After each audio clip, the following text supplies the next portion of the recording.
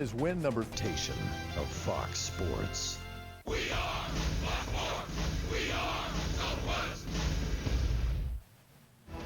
The pursuit and acquisition of Darvish has been a 2-year journey, a process of diligence filled with intrigue. It's been viewed as both a gamble and a sure thing. His status in his native Japan is that of a rock star, an icon. His introduction to the Rangers in America was an event. The intrigue continued through spring training, but the Rangers' assessment became clearer. Darvish is all that's been advertised. His presence, his command, his arsenal, all emerging. Tonight, one journey ends and another begins. The Major League debut of Darvish is next, here on Fox Sports Southwest.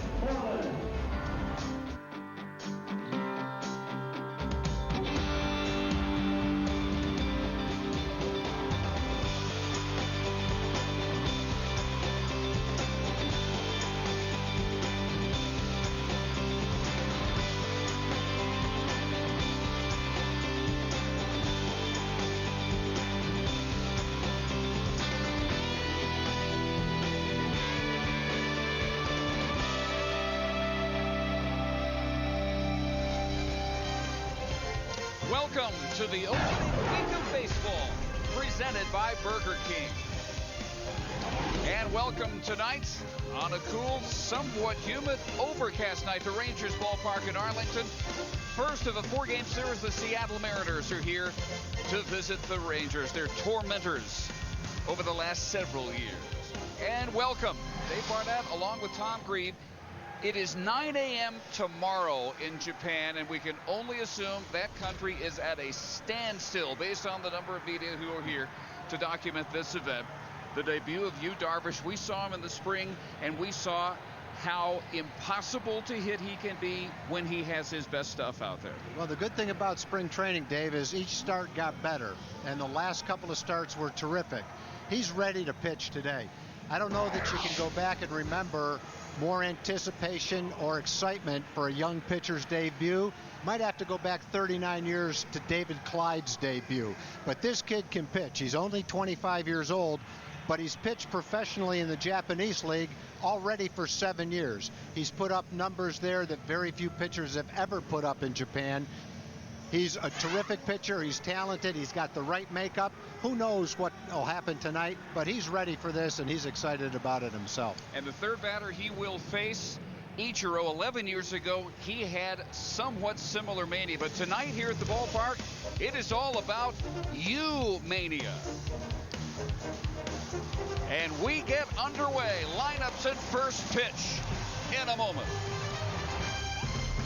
Get their first look at the Japanese phenom, 6'5", 215, 25-year-old from Osaka.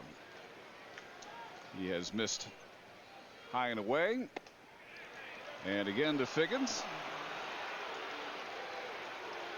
Will be followed by Dustin Ackley and then Ichiro here in the top of the first. And Figgins off to a terrific start. He's playing left field to begin this year.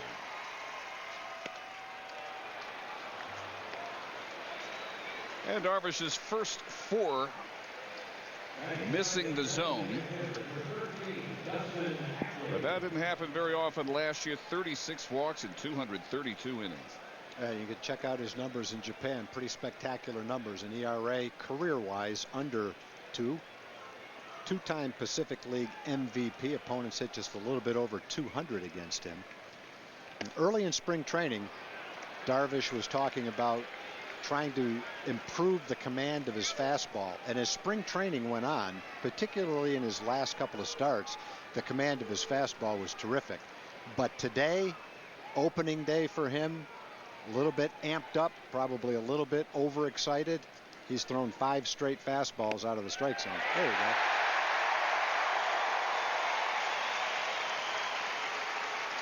Umpiring crew a little amped up too. They got underway a little early. Dustin Ackley DHing.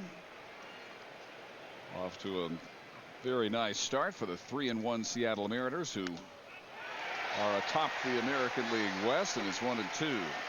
Half game ahead of the Rangers. One thing we saw from Darvish the last couple of games was his ability to throw his two-seam fastball, which sinks and really tails into right-hand hitters.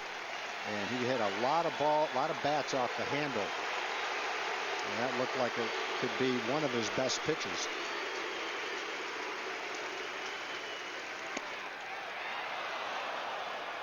He's got a lot of movement, unable to control it so far. That one at 95.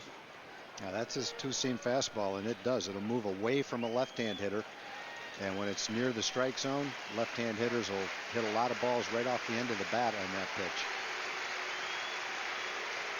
Higgins still with good speed at first base. Exactly, hammers that one into the crowd. Last year 18-6, an ERA of 1.44 in 232 innings.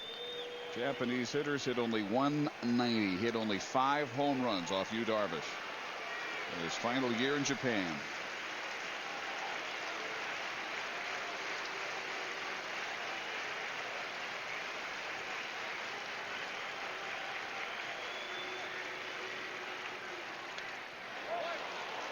And another breaking ball is foul back. Ackley is one of the Mariners that they're counting on to be a cornerstone of their lineup. Middle of the order guy. He's a high #1 draft choice. He's a good hitter. Got called up to the big leagues last year and really held his own in his first stint with the Mariners. Waves at that breaking ball, and the first strikeout is in the books for Yu Darvish. Yeah, the pitch fooled Ackley. He was able to foul off some breaking balls, but the last one stayed up. And actually, you can tell by the way he went after it that he was not only fooled by the speed, I think he was fooled by the way it stayed up on him. Well, this has got to be one of the biggest moments in recent Japanese sports history. The first time these two face off. Ichiro off the worst year of his career, but a good start this year.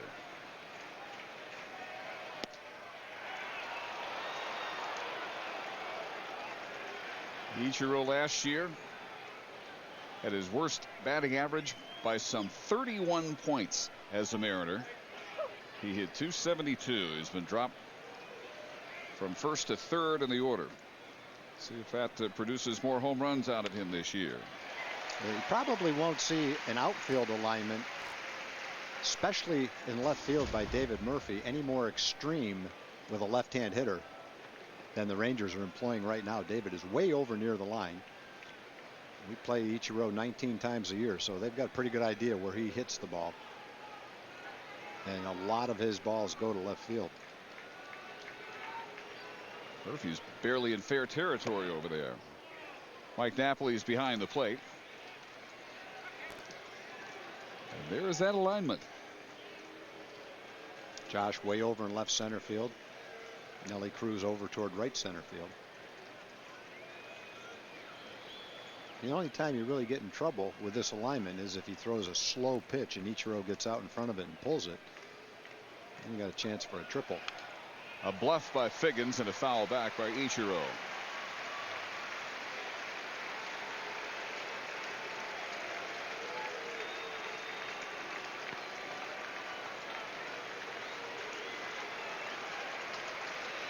$80 media expected here today, representing a half dozen Japanese radio and TV networks, 2 wire services, and 15 newspapers.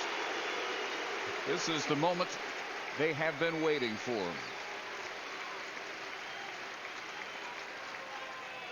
I talked to a number of the Japanese media to try to gauge which was a bigger event, Ichiro's debut or Darvish's debut, and they all said they're both incredibly important, but that possibly Ichiro's was a little bigger because he was the first to get his opportunity. Yeah, before his arrival had been all pitchers, and here's the first guy who it was thought could be a decent everyday player. No one had any idea how beyond decent he would become. First position player, right.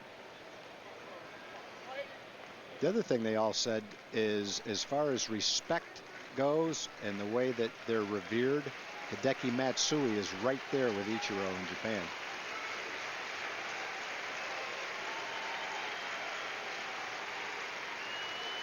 Darvish's first 5 pitches all out of the zone. Since then, 8 of his last 11 have been strikes.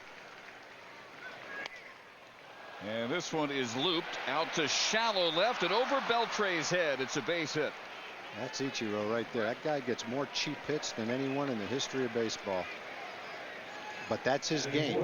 I've said this many times. You can't say it's luck because that's the way he hits. Little dinky ground balls. This ball sliced off the end of the bat like a little chip shot to the green.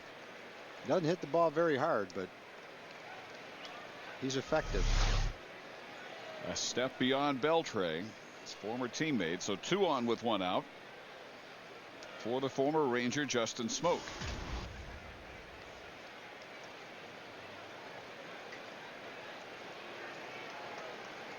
Justin acquired July 2 years ago in the Cliff Lee trade.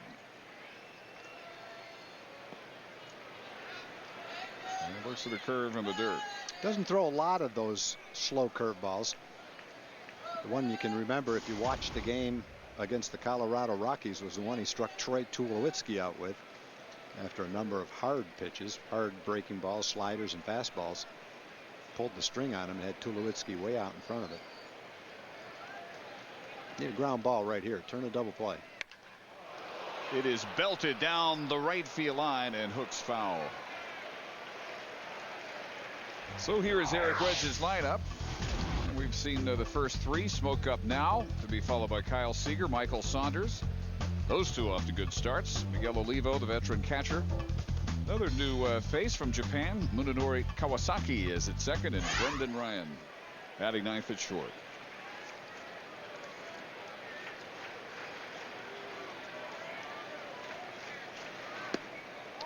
Two and 1 to Justin, yet to develop the way the Mariners thought he would when they held out for and eventually got him in the Cliff Lee trade.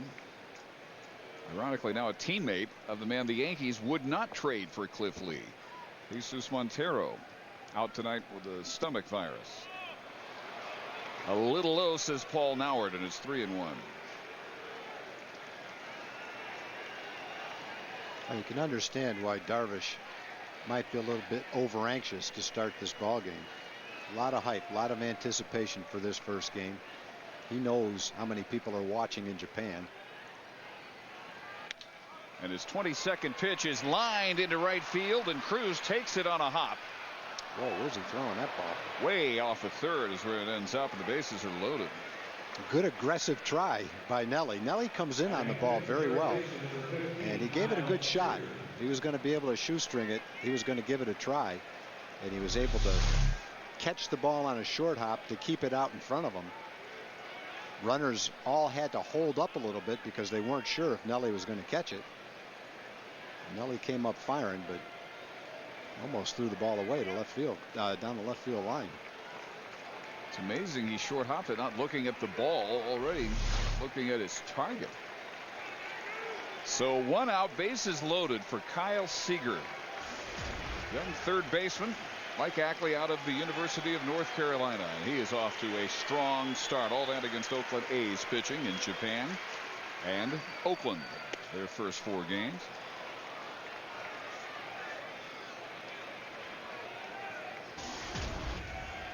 I think the one obvious, pretty obvious, you just have to feel if Darvish can get a ground ball, get a double play, keep the damage down, get back in the dugout, take a deep breath, he'd get this first inning under his belt, everything will be a little bit easier after this.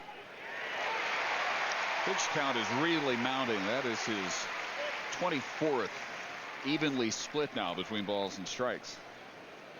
And one thing unusual about the schedule this year is there's not many off days in April. There's only 2 off days in April. In fact, the Rangers play 10 times before they have an off day.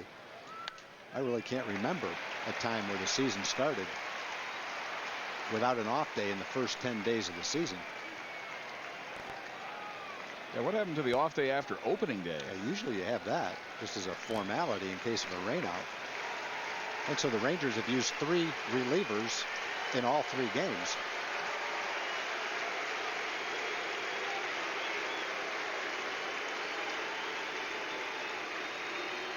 Darvish ready for the 1-2 pitch to Seager.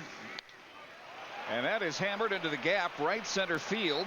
Scoring Figgins, scoring Ichiro, and sending Justin Smoke to third. And the Mariners jump off to a 2-0 lead.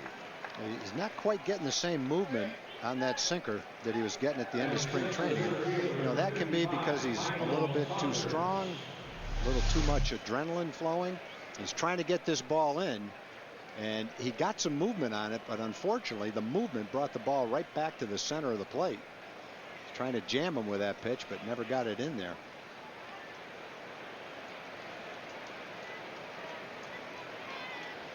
So Mike Maddox quickly out to the mound. Ron Washington, by the way, says that Yu Darvish has a very good grasp of English, and especially baseball English.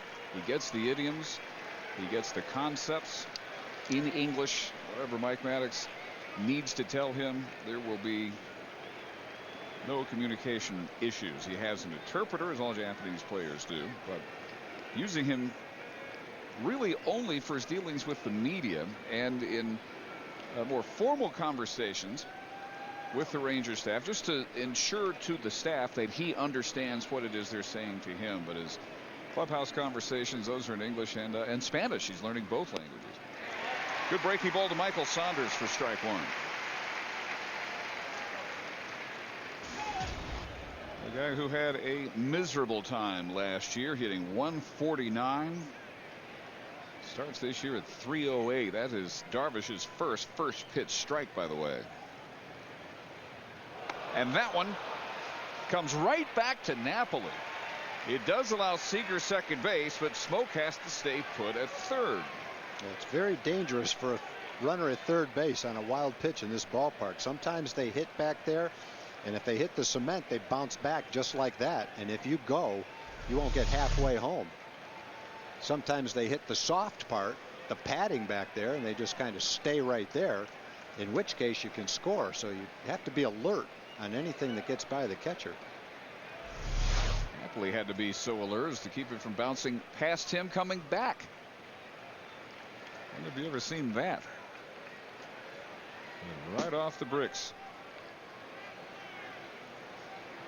So the Mariners now 2 in scoring position.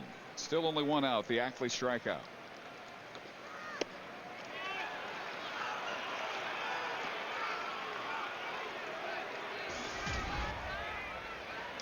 Saunders did nothing against the Rangers last year. This spring worked on shortening his swing. Worked with a sports psychologist on the overall outlook. And he works the count to 3-1 on the 30th pitch of Yu Darvish's first major league inning.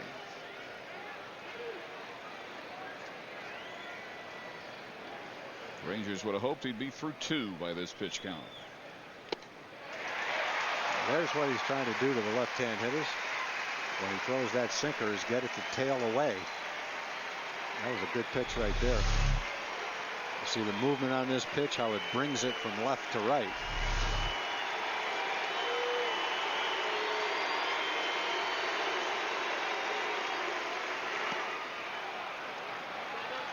And the bases again load up for Miguel Olivo. Darvish's second walk among the first 6 batters he faces. 2 walks, 3 singles.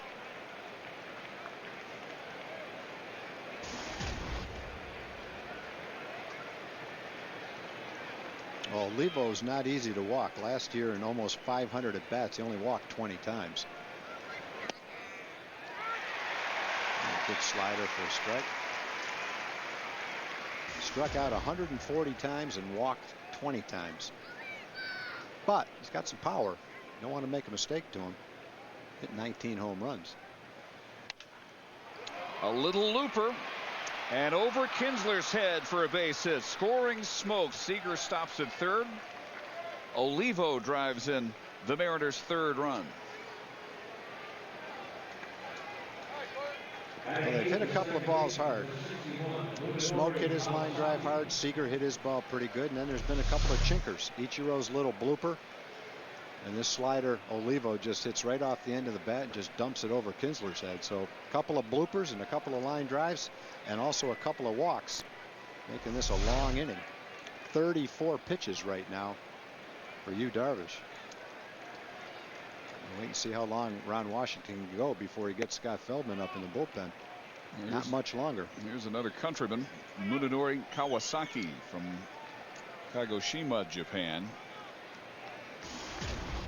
30-year-old, signs a free agent in January. In fact, Feldman's going to get up now. You have to have him ready just in case the inning doesn't end for Darvish.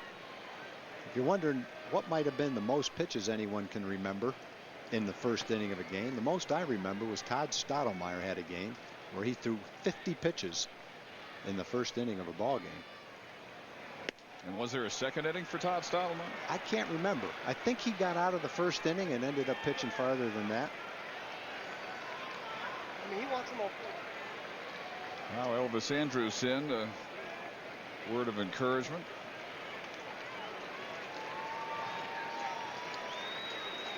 Don't know if he ever had an inning quite like this in Japan. With a string of ERAs under 2, there were very few. And a 4-pitch bases loaded walk, scoring Kyle Seager with the Mariners' 4th first inning run.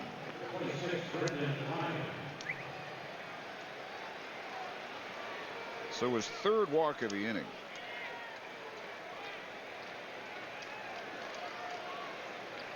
One walk is now scored. Saunders is at 3rd after his walk. Olivo at 2nd after his RBI bloop. And Feldman continues to heat up out there as the Mariners bat around in the 1st. Well, you know, for a pitcher with normally good command, he's thrown 38 pitches. Only 18 of them have been strikes. 20 balls and 18 strikes. So here is Brendan Ryan. Mariners rave about his glove. Happy with his bat so far. Missed some time with a stiff neck, suffered by a bad night's sleep, according to Eric Wedge. Very little damage last year against the Rangers, his first year with the Mariners. He had 248 overall. A good sinker down and in. Well, you know, Ryan must be a pretty good defensive player. He's had almost 440 at bats the last 2 years, one with St. Louis, one with Seattle. And he's averaged out at about 230, 235. Crowd behind Darvish, and the 0-2 pitch swung on in this.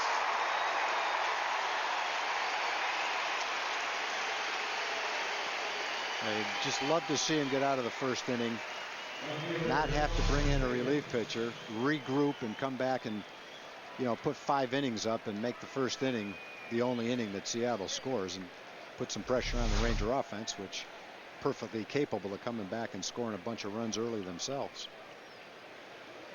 Back to Sean Figgins, who began this parade with a 4-pitch walk. It's time, first pitch, grounds out to Beltre. 42 pitches for Yu Darvish in his first American inning and a 4-0 deficit. In the first inning. Gives this lineup a quick 4-0 deficit, trying to overcome. Kinsler leading off back at second, DH last night. Elvis at short, Hamilton in center, Beltre at third. Michael Young is the DH with Cruz in right, Murphy in left, Napoli catching, and Moreland at first against Hector Noesi. Noesi, with the Yankees last year, had 4 different stints up and down from the minor leagues. His numbers were 2-2, 447. He was a terrific pitcher in the minor leagues.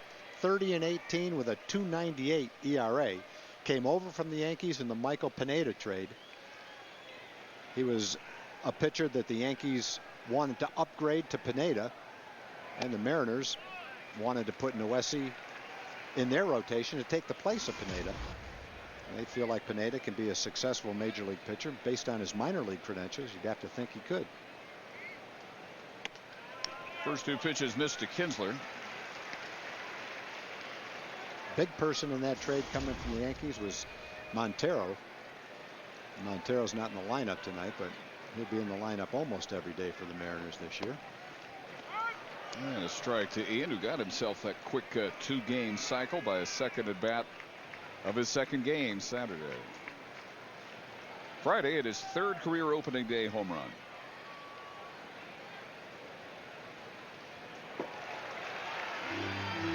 Duessy was thought of in some Yankee circles to have been pretty much the equal of Ivan Nova. This tells you what they thought of him. So to get Montero, who was 3 years running been the Yankees' top prospect, and Noesi, they took a prize in Michael Pineda, but Mariners came away with a pretty hefty end and a leadoff walk for both ends of the first inning.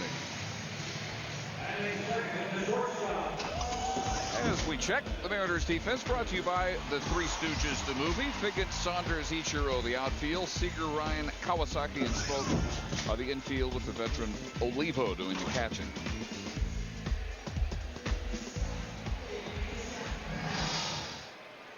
And here's Elvis.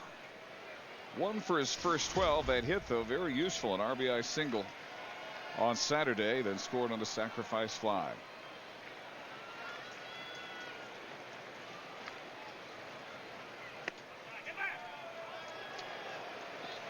And not a sharp start by Noesi, who misses on 5 of his first 6 pitches.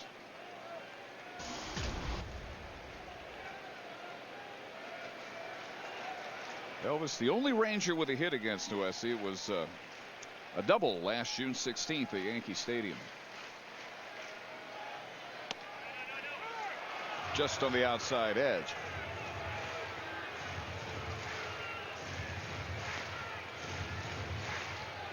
Elvis, bigger, stronger after the offseason. Did 400 out in Arizona, tied for 4th in the Cactus League.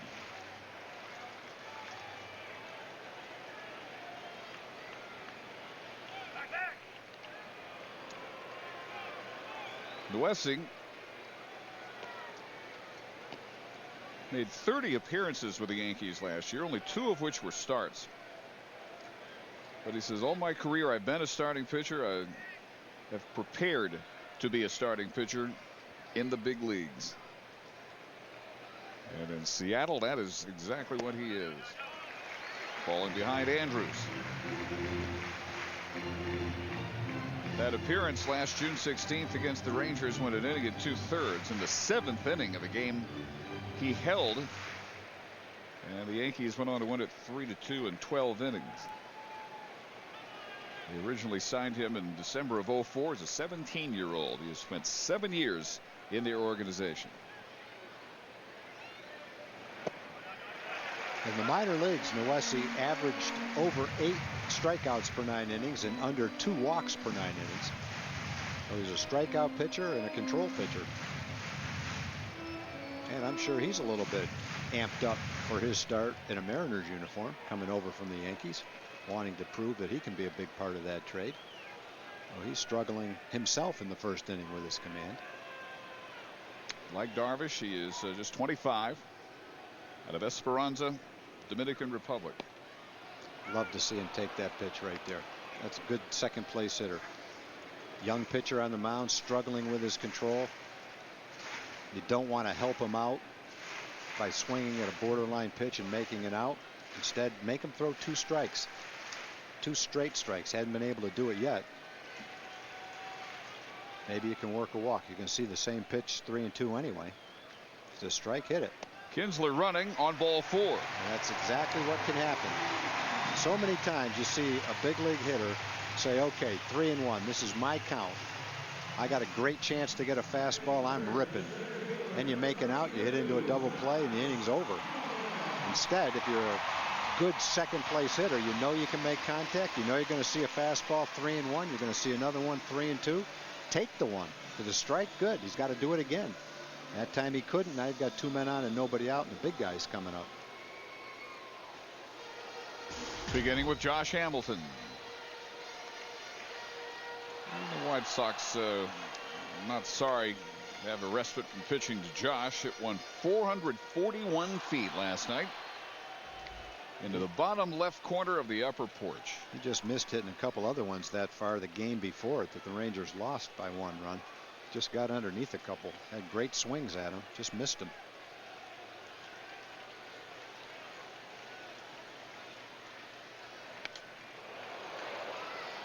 As usual, Josh ready for the first pitch. Check our forward leaderboard. 441 feet, huh? Where does that stack up? Not on this list. Longest homers in ballpark history. Josh, 2 years ago, 490. Same basic area. Jose Canseco to the back wall of the visitors' bullpen. 0-2. I think we will see the day, Tom, when we see Nelson Cruz hit 500 feet. You might. You might, depending, right pitch, right park, right conditions. Might need the wind blowing out just a little bit. Just hit one perfectly with the right trajectory. I think the Captain Morgan Club could be within his range. I think under optimal conditions, you might be right. Saw Mike Piazza during batting practice in the All-Star game back in the mid-90s. Hit one over the bullpen and bounce and hit what is now the Captain Morgan's Club on one bounce. The ball that Canseco hit a third of the way up the bullpen wall and went 480 feet. So to go over that green wall back there is over 500 feet. Way in at 93. 2 balls and 2 strikes. Yep. See if he throws him a changeup right here. Got him to swing at a changeup for strike 2.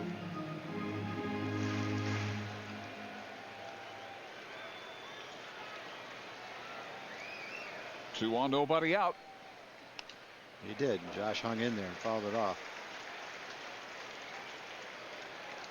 Good pitch by Noesi right there.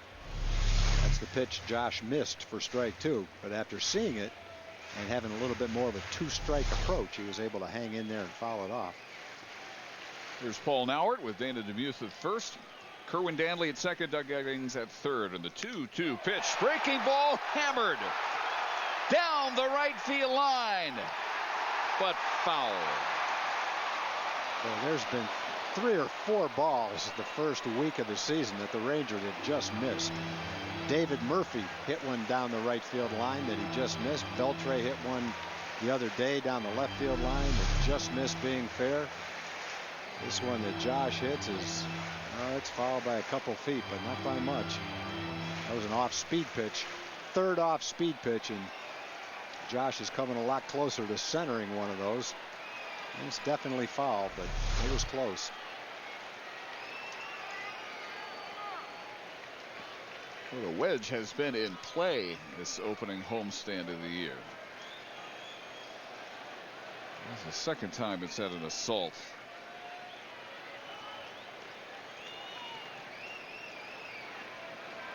Another good crowd tonight, expected to be around 44,000. That would make it the smallest of the first 4 home crowds this year. And as we said on the 2nd day of the season, what an increase from 10-15 years ago when you played the Mariners on a Monday night, first week of the season. Hamilton trying the other end of the ballpark. There's been plenty of years where if you were playing the Mariners on a Monday night, the 4th game of the series of the opening series of the season, there'd be maybe 20,000 people here. Noesi gets him swinging. He made a good pitch. That's a really good changeup, good location, tailing down and away.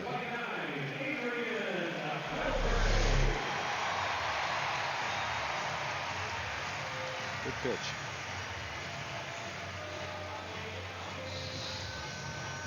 So Noesi winning out in the 8th pitch at bat. And now the Mariners to face former member of their own number, Adrian Beltre, with Seattle from 05 to 09. Last year was 07. He had 276, 26 homers, 99 runs batted in. Again, this year 0 for 8 until the 2-run homer into the Rangers bullpen off Gavin Floyd last night.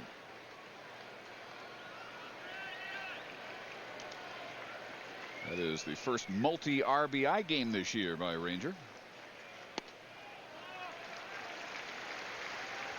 Noesi's thrown 20 pitches. Only 9 of them have been strikes. And some of those strikes were balls that were swung at. Make him get it up. Got a good fastball, 92, 93 miles an hour.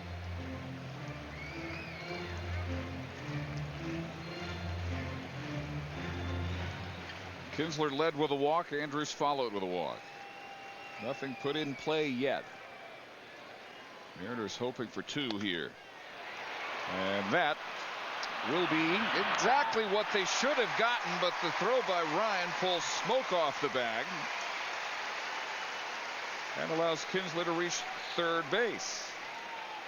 Oh, when you don't turn that play, you deserve to have the next hitter drive one in the gap and knock in a couple of runs. You couldn't ask for a better ball right near the bag. Shortstop gets the ball in plenty of time to get rid of it and just throws it wild. And now is when you want to make them pay for it. Get an extra out with a couple of men on base. Elvis's slide had Ryan wary, not hitting Elvis, but that throw not anywhere in the neighborhood of Justin Smoke. And here is Michael Young. Yeah, the way he came across the bag, he was 10 feet in front of the bag. If he'd stayed closer to the bag, Elvis wouldn't have been anywhere near him. Up the middle, through for a base hit. Kinsler scores.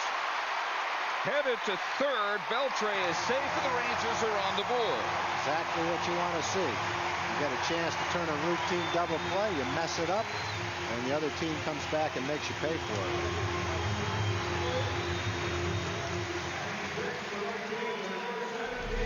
That's an earned run. There's no error on that play. You can't assume a double play.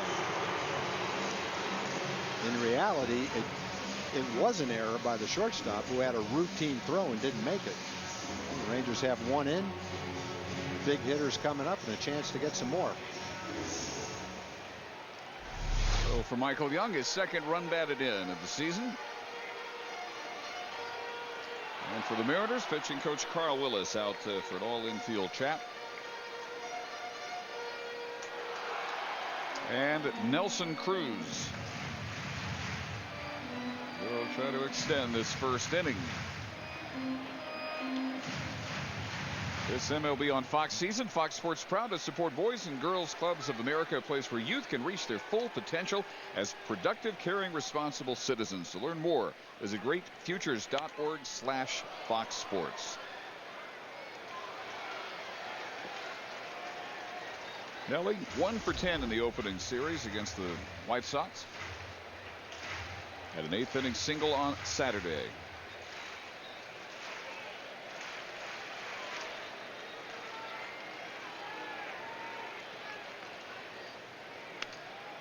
Oh boy, a pitch right there. Throw that pitch when Nelly's hot, and watch a fan catch it out in the outfield. Boy, that's the ultimate hanger right there. Nelly knows he had a good one to hit.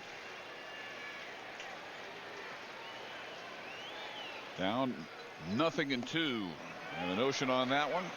An appeal and a no-go, says Dana Demuth.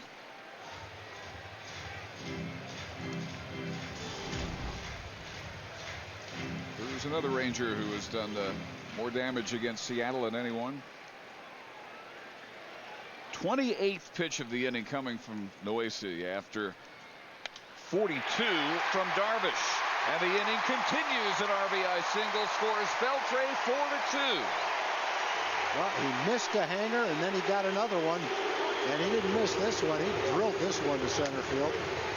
Well, again, Mariners don't turn the inning-ending double play. And 2 base hits and 2 runs later, the Rangers are still going. That's almost the exact same pitch that he missed. Only this time he didn't miss it.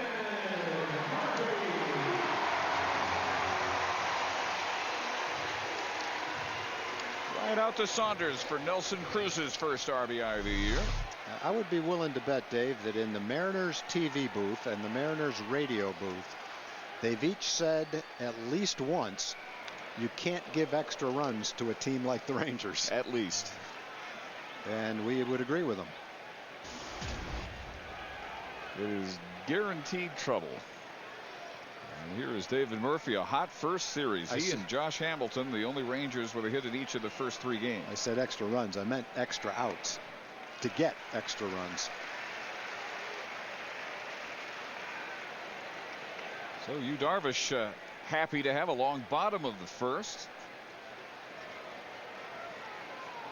After 42 pitches in the top half.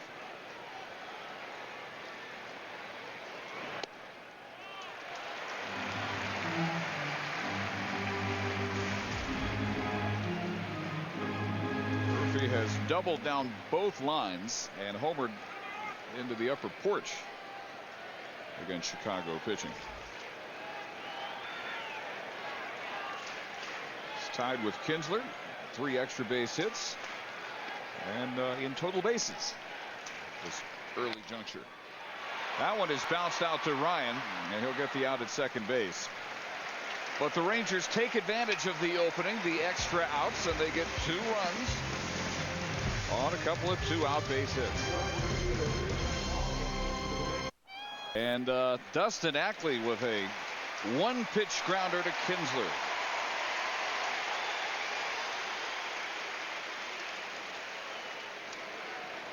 Ackley struck out in the first. Darvish's next out was 7 batters later, a strikeout of Brendan Ryan.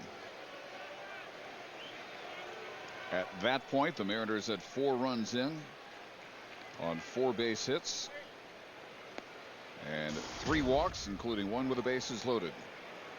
Ichiro, with a man on and 1 out, blooped a single over Beltre's head into short left, kind of setting the tone for Darvish's first inning frustrations. He would later give up another bloop hit.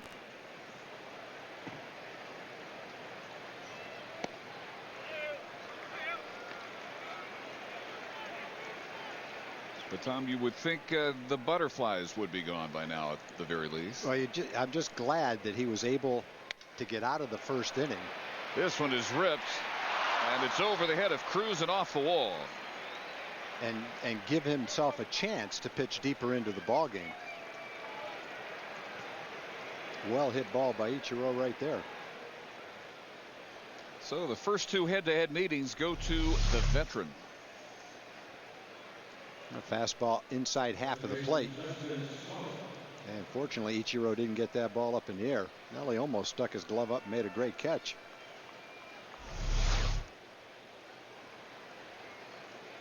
Ichiro, 13 years, Darvish is senior. Scoring position with 1 out for Justin Smoke. He worked the count to 3-1 and singled in the first. This one is bounced to the backhand of Kinsler for out number 2. Yeah, when Mew settles down and keeps the ball down and makes it sink, he'll get a lot of ground balls. He's got a couple choppers to second base. I'd love to get this one right here, get out of the inning with no damage done here in the second inning. After the control issues, are you surprised at the first ball hitting this inning? A little bit, yeah, a little bit. But you know, it's a young team. Ichiro has never been the kind of hitter that is particularly patient, and so they're looking for some balls to hit and going up there and swinging. But yeah, I'd like to see maybe a more veteran team might be a little bit more patient after you threw around 40 pitches in the first inning. Well, that was only his 6th pitch this inning. Seager had the big hit, a 2-run single. Then took second on a wild pitch. Came around to score their 4th run. And that one is a fair ball and in the corner, and Ichiro is home. As it rattles around to Cruz, Seager is 2 for 2 with 3 runs batted in, and it's 5-2.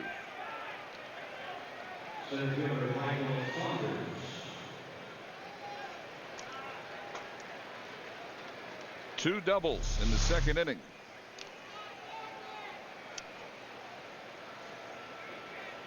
Well hit ball by Seager. Got a ball kind of up and out over the plate.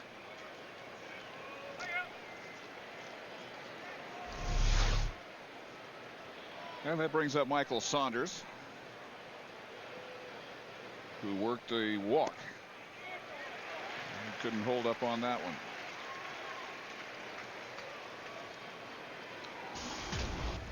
Franklin Gutierrez on the DL with a torn pectoral muscle. They optimistically think they might have him back by early next month. One of the top defensive outfielders in baseball. So it's Saunders in center field.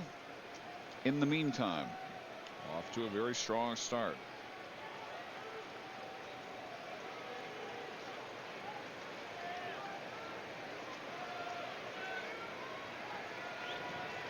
Canadian from Victoria, British Columbia.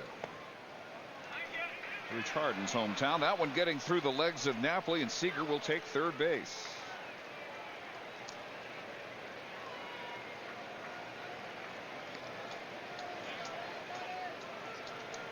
And that is a pass ball charged to Napoli. Seager's moved up already on a wild pitch. Now pass ball 90 feet away with 2 outs.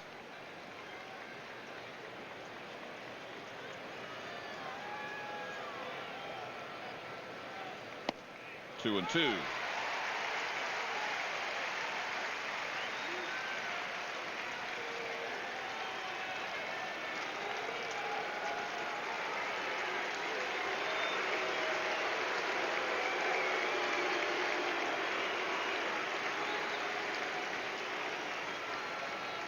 And Saunders stepping out on Darvish, about to throw just his 12th pitch of the inning.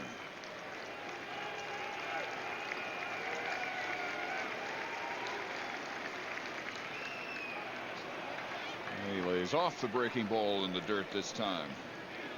Saunders seeing a lot of pitches. Worked a full count his first trip as well.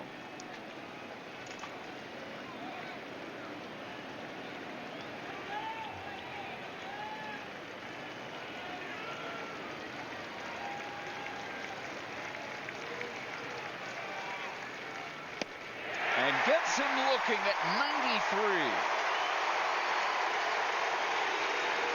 Third strikeout for Darvish. Mariners get another run on 2 hits and leave one. Napoli to lead off the Rangers second. Had it, fouled it straight back. He had the ball game that the Rangers lost, the second game against the White Sox, in his at bat when he grounded out with the bases loaded. He had a pitch like that on 2-0. Same swing, and again he just missed it. Fights that one off the fists into foul territory.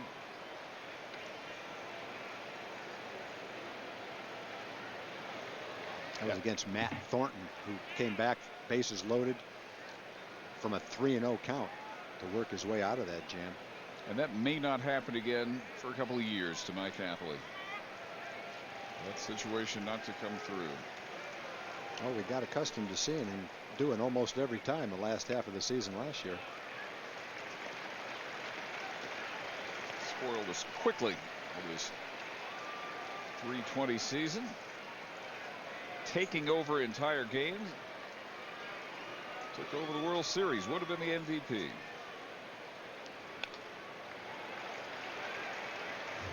Stays alive at 3-2. Mitch Moreland next. Then Ian Kinsler.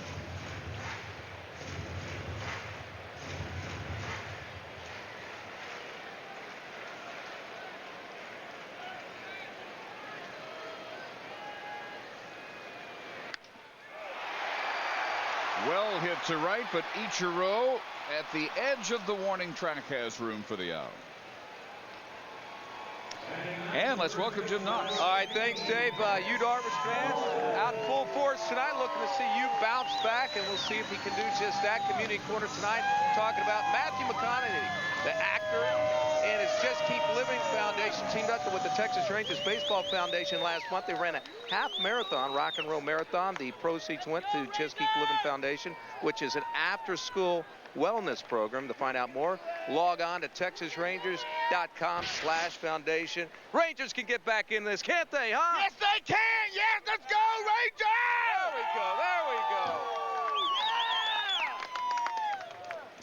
I think our entire audio setup was just blown out. My eardrums were very enthusiastic fan. Just missing a ball on the strike to Mitch Moreland. Yesterday 0 for 1, but walked twice. Went 0 for 5 for the Chicago series. Tore it up out in Arizona, though. His last 11 Cactus League games, hit .379, homered a couple times. Yeah, I think he hit his way in spring training through the rust to where he was starting to look just like you would expect him to look by the end of spring training. He's got a chance to be just a really solid hitter for the Rangers. Just a matter of maturing as a hitter, gaining his confidence, going out and becoming consistent. Down on strikes, the second strikeout for Hector Noesi. Saw the White Sox try to do that to Mitch a lot too. When they got ahead with him with 2 strikes, try to throw the ball up and away. That looked like a good plan for Noesi right there. To celebrate 40 years of baseball in the Metroplex, Metro PCS and Southwest Airlines are offering a chance to win a trip for 4 to see the Rangers play in Los Angeles. Register to win at metropcsflyaway.com. C.J. Wilson debuting in an Angel uniform with a 5-1 win at Minnesota, the Twins home opener today. Kinsler led with a walk, scored the first of the Rangers 2.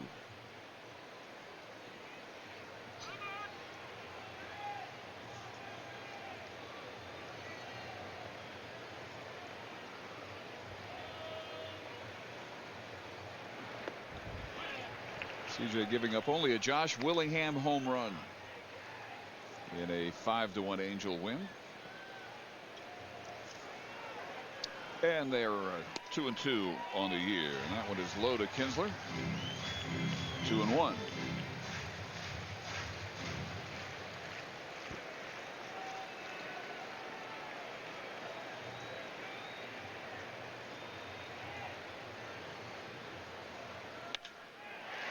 Toward the hole, backhand picked by Ryan. This throw is on the mark, and the Rangers in the second inning go in order. Westing throws half as many pitches as he did in the first. Just 16 needed this time. Rutledge here, and I'm going to tell you all about. There's no, communication problem. So, Joe will be in the dugout. So, if I have anything to ask him that I really, he can't really understand, Joe will be there. So, as the signs will be fine, and we got that all squared away. Mike Napoli with tonight's Geico quote of the game. He went on to say, quote, "You is a big boy. He'll be just fine." I think those same words could probably apply after that rough first inning, gentlemen. No doubt. And starting to settle in. Kawasaki worked a 4-pitch bases loaded walk in the first. That was really the end of the control issues. He then retired the next 3. A run in the second on the Ichiro and Seager doubles. That one is up the middle, and it gets through for a hit.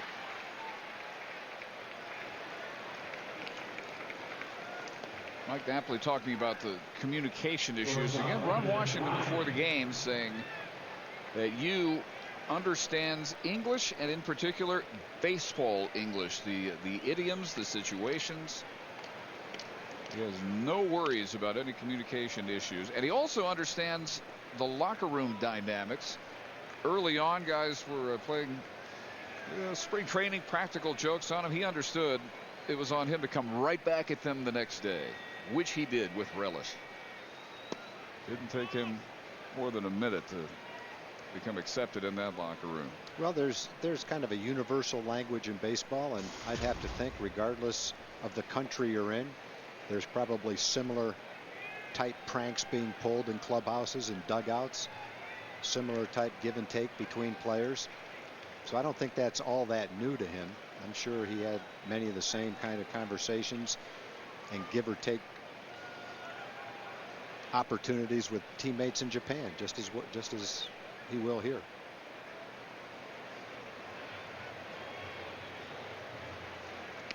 And that one hits Brendan Ryan squarely in the back.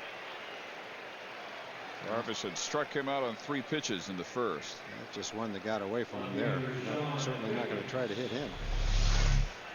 He's trying to run that sinker in on him and just ran it all the way in on him. And if you're Ryan, you know you're not hit on purpose. You're just trying to get over the pain from being drilled in the back like that. Not mad, it just hurts. So that sets up another challenge for Darvish. 2 on with 1 out, top of the order, and Sean Figgins. 4-pitch walk. Got the first inning off, and then he grounded to third to end the first.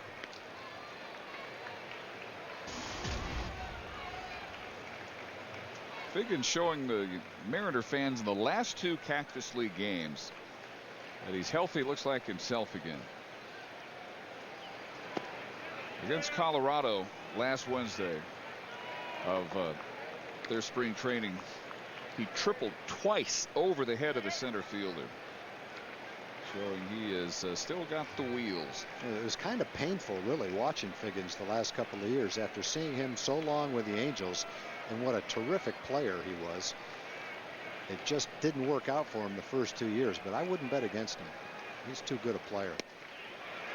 Last year he only hit 188. And if you look at the year with the Angels before he became a free agent, he scored 114 runs and walked 101 times. In the 2 years with the Mariners, he hasn't scored that many runs or walked that many times. 2 years total. To left field, and David Murphy. I think in the case of Figgins, he got a big contract. He was going to a new team for the first time. Players go through that transition where they try to be a better player than they've ever been. They try to do too much. They try to prove the contract. They try to prove themselves in front of their new teammates, and it just kind of snowballs. And I think that's what's happened to Figgins. He looks good. He still runs well. He's just got to go back to doing the same things he did with the Angels, and he'll be fine. So with 2 outs, here is Dustin Ackling. And Figgins, the only 2 Mariners to be 0 for 2, although Figgins has the walk and the run. Actually struck out in the first, grounded to second to begin the second.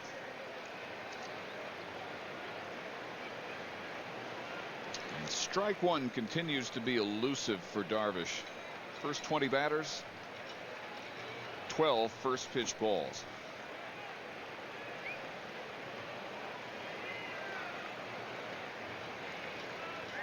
Overall 36 strikes against 32 balls. That one is chopped foul. It evens the count up.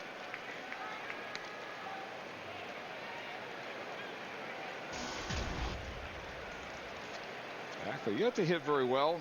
Very limited sample last year against the Rangers. Started this year, though, the homer off Brandon McCarthy of the A's on opening day, and then drove in the game-winning RBI in the 11th inning. Mariners played the A's twice in Japan and then twice in Oakland.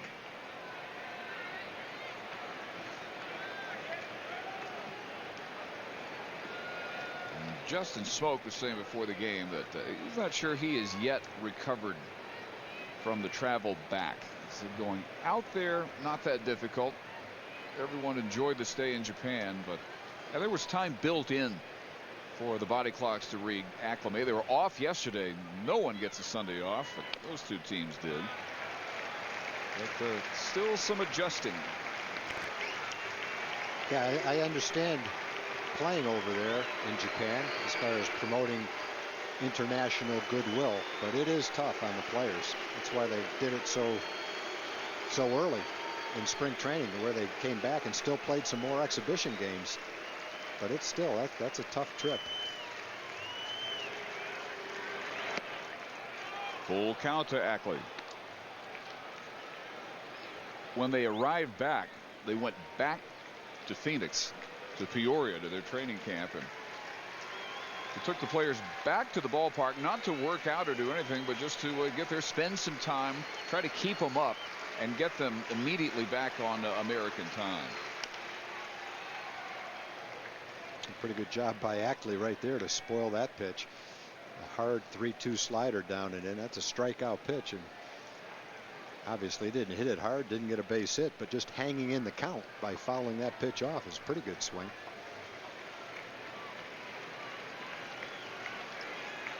That man is on deck. He's been a handful so far.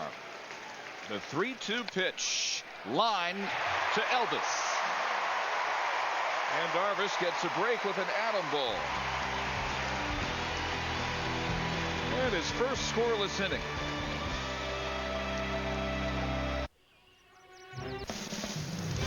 Texas Rangers baseball on Fox Sports Southwest is brought to you by Geico Insurance.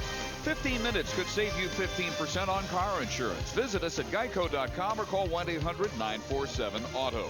And by the all-new Mazda CX-5 with 35 highway MPG. 5-2 Seattle, and the Ranger third. Andrews, Hamilton, and Beltre. 2, 3, and 4 against Hector Noesi. Strike one to Andrews, who walked his first trip.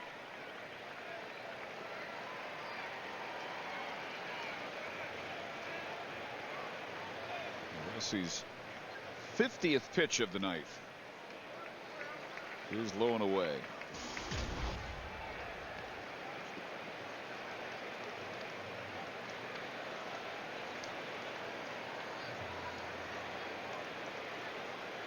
Elvis, who hit 400 in Arizona, have to get it cranking here. Want to wish our best to Shirley Coast, our cookie lady. Had an accident. She's at the ball game, but she's in a wheelchair. And Shirley, thank you for somehow sending up the cookies. We hope your back is better. Hope you're out of the wheelchair soon.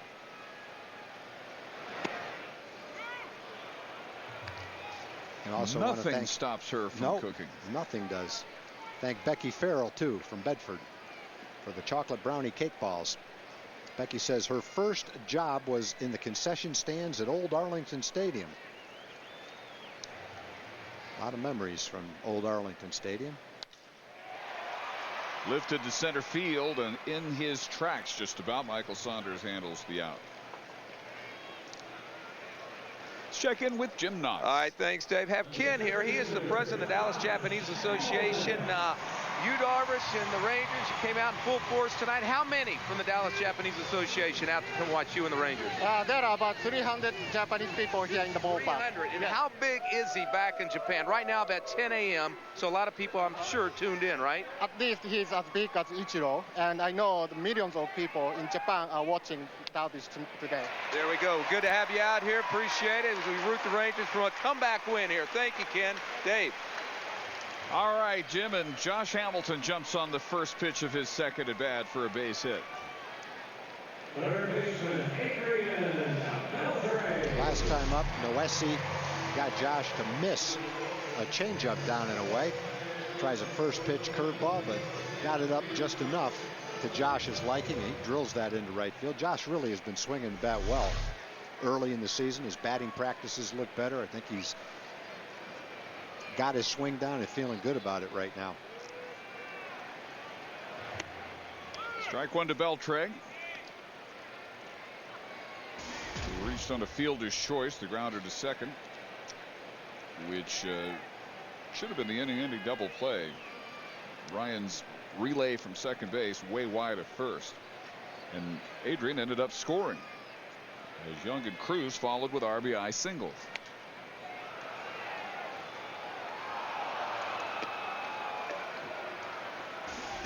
Rangers showed that in the Chicago series.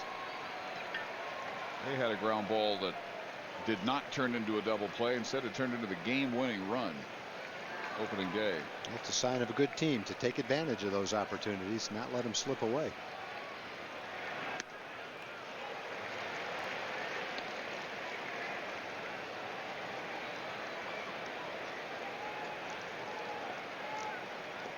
Rangers getting their second looks at Nuesi, who before last year jumped from the number 24 ranked Yankee prospect all the way up to number 7.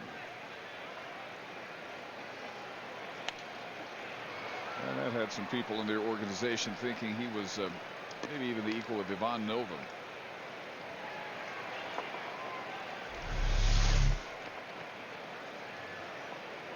Well, the Rangers in the first 4 games, they haven't started to gel yet as a unit. And a lot of them have had some pretty good pitches to hit, had some good swings, and just been fouling them off. And right on them, they just haven't really been connecting like they will. You make those same pitches when the team starts to gel, and you'll see those things turned around into line drives and base hits and home runs.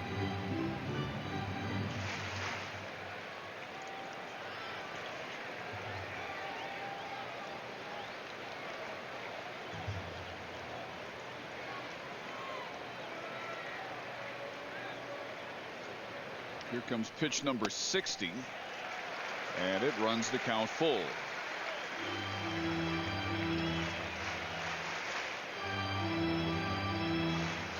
With Young on deck, Michael already with an RBI single tonight.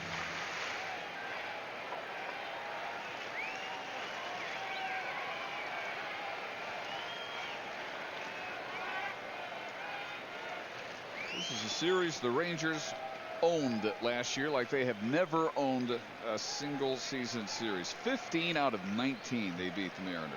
Most wins against another club in Rangers history. Hamilton off with the pitch, which is foul back. Actually really continuing what's now a 4-year run of domination for the Rangers. 49-27 over Seattle. Last year they were 8-1 here and 7-3 at Safeco Field. Best year they've ever had at the Mariners home park.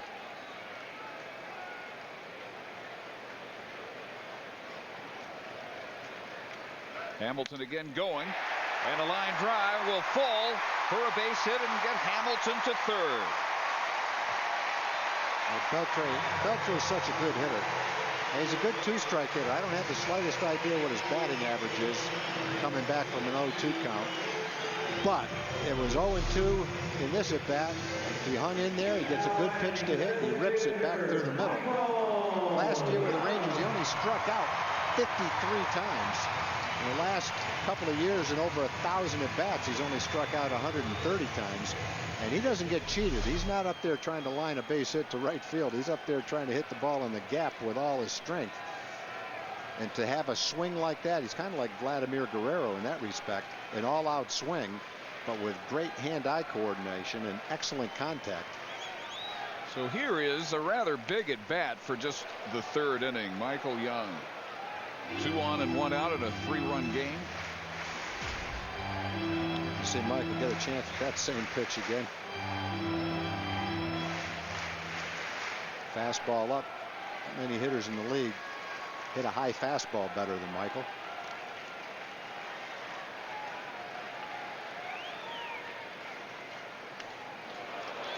Two good rips and 2 foul balls straight back. Same situation Beltre's in. Now you really got to bear down with 2 strikes. Man on third and less than 2 outs. Tough situation for a hitter. He picked on Seattle to the tune of 20 hits last year. One thing Seattle did well last year was pitch. 6th best team ERA in the league. Michael in the 1st inning.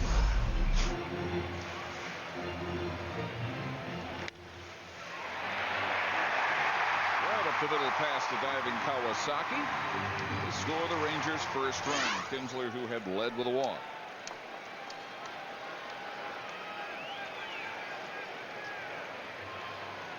So much for Nuesi's shutdown after a 4-run first in support of him. Watch a Beltre dance off first base.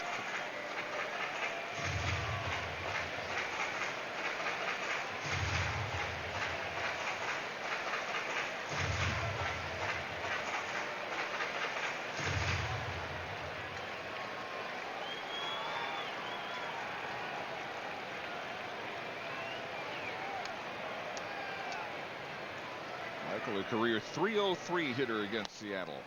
Grounds that one to short, and Ryan is coming home. The tag by Olivo in time, although Hamilton disagrees.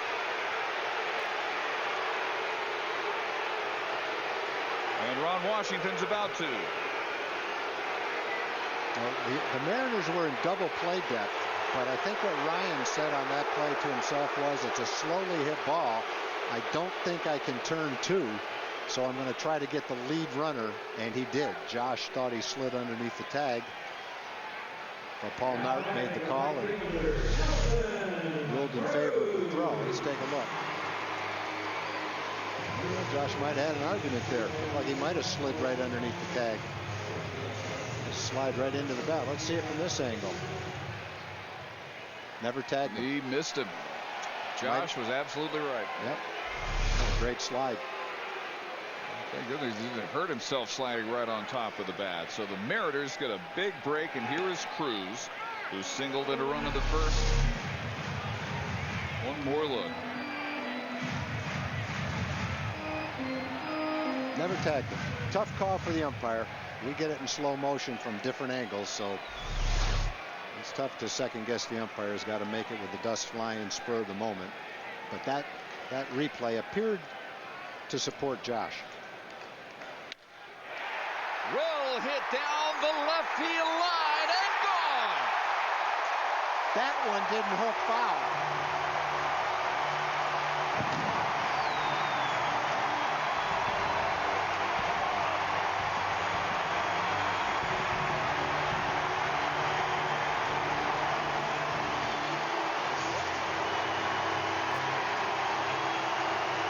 Sooner or later, one of these guys was going to get a hold of one. Noesi's made 15 or 20 pitches right down the middle. The Rangers have fouled a lot of them off, but they didn't foul that one off. Nelly hit a line shot back up the middle to drive in a run his first time, and got that one up in the air and kept it fair and put the Rangers right back in this game at 5-5. Trying to get it in, he didn't. And Nelly got all of it. It was a line shot. Would it stay fair? It did.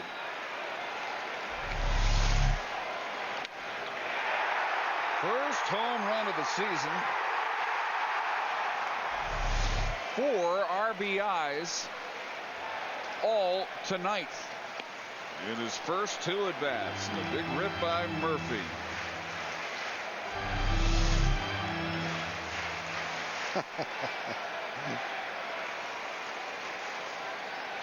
I'd be smiling too if I hit one that hard.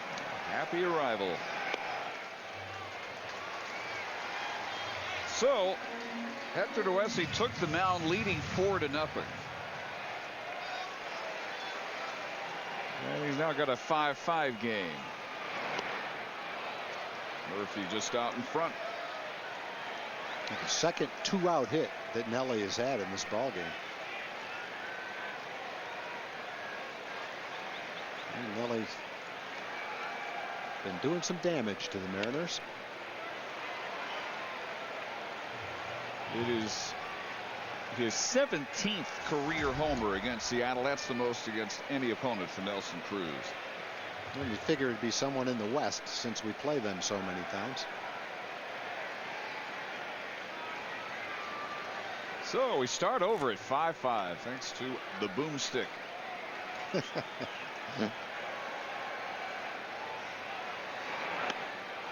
And Noesi striking out David Murphy, but Nelson Cruz ties the game on one swing of the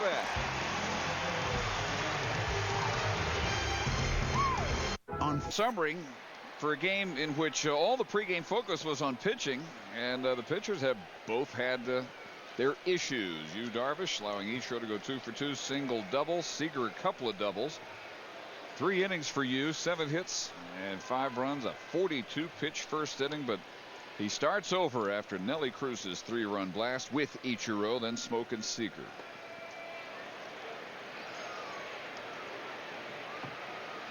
Well, we're getting another warm greeting, running back out to right field after his first homer of the year. Pitch number 76 for Darvish.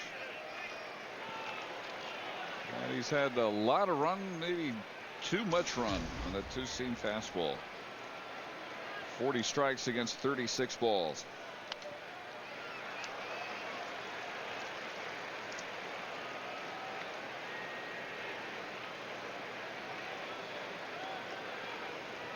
Big year for Ichiro. Last year of his contract, he's 38.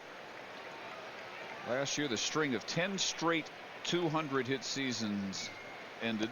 10 straight Gold Gloves, 300 averages. He'd never hit below 303 until his 272 dip last year. And what really stood out was the on-base percentage dropped to 310. Big reason he's no longer leading off. This one is chopped right behind the bag to Moreland. Oh, that was a big out. Get Ichiro, leadoff hitter. To Emily Jones. Well, guys, when I had a chance to sit down with you, Darvish, during spring training, it struck me how humbled and honored he is to receive all the attention that he does. But it's like you guys were talking about. With that comes the human element and the pressure that he must feel. I will tell you, I've been asked what it's been like to be around him, and I don't know how you guys feel about this, but I liken it to kind of the Cliff Lee experience, as far as you didn't want to bother Cliff too much because he was a guy that kept to himself. He had an air about him, but he wasn't arrogant or cocky by any stretch of the imagination, but he just kind of had that air about him. And I get the same sense with you, Darvish, and I think his teammates have been very impressed by the way that he's handled all of the attention that he gets and the way that he's approached it with them. And I think that's what's gone such a far way with them. That's a good analogy, Em. I would agree with you. And as a coincidence, his first start's a little bit like Cliff Lee's first start too. Cliff really struggled against the Orioles in his first start. Well, that's right. That day of a huge walk-up just before the All-Star break 2 years ago, and the Orioles just bombed him into submission that night. Didn't look anything like Cliff Lee. Justin Smoke singled and scored in the first, grounded to second in the second.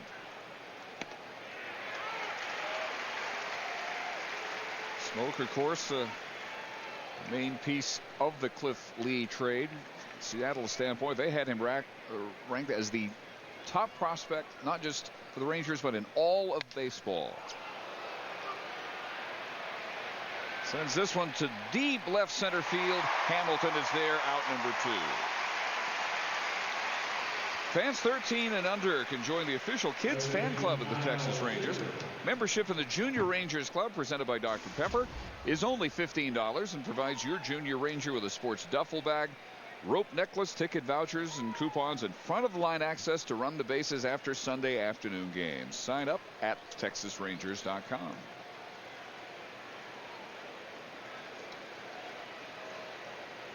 Here is Kyle Seager, who rips it, but Cruz reaches up to grab it. And Yu Darvish has his first 1, 2, 3 inning on just 11 pitches. Boy, did he need that. Champion Lady Bears. Time for our AT&T trivia question. Who was the first native of Japan to play for the Rangers? I bet you remember. He was well known before he got to the Rangers. And he was a pitcher as well. Napoli, Moreland, and Kinsler, the Ranger fourth. 2 in the first, 3 in the third on the Cruz home run against Noesi. Napoli worked the count full before flying to right. Also leading off the second inning. And the Noesi pitch count now at 78. As he has given back leads of 4-0 and 5-2. He walked the first two hitters of the ball game, Kinsler and Andrus. Hasn't walked anybody since.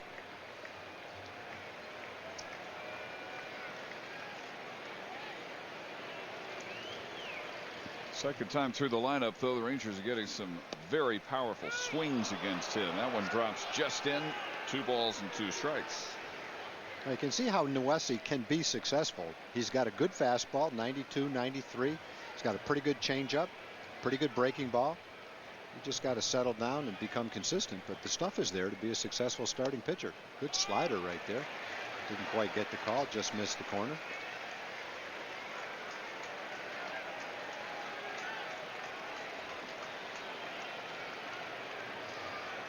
Mike won't swing it. Many bad pitches. He makes you throw a strike. And that just missed as well.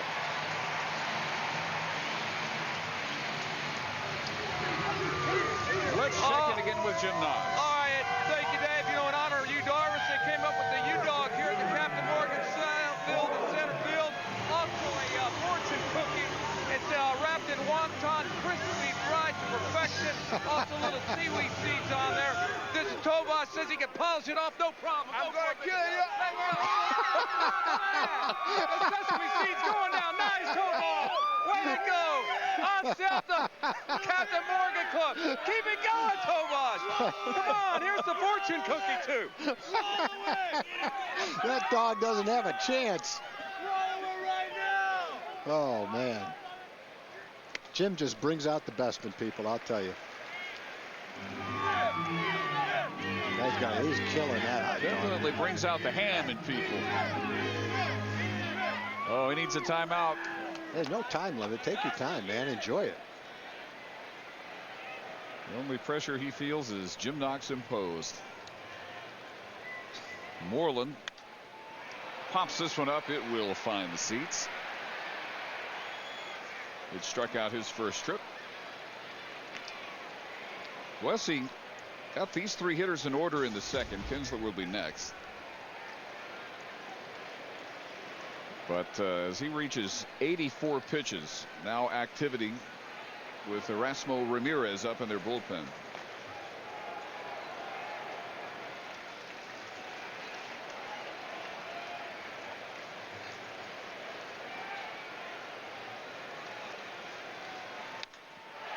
Well hit, way back and out of here, and the Rangers lead it.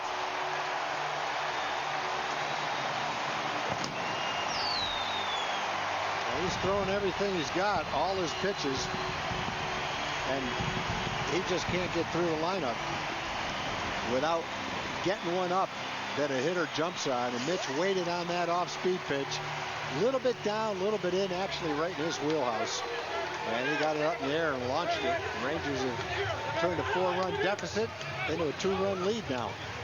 Good swing by Mitch right there. That feels great to get on the board for your first home run, first RBIs of the year. Actually, it's a changeup. Looks like it on the inside part of the plate. Not actually terrible location, although to a lot of left-hand hitters, you don't want to leave it down and in like that. Comes the manager, and that's probably going to be it from Wessy.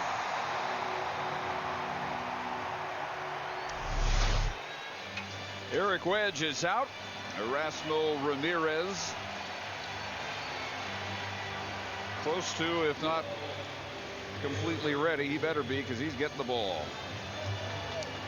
So in his third big league start, Hector Nwesi given a 4-0 lead before he took the mound. He can't hold it, and he departs trailing 7-5.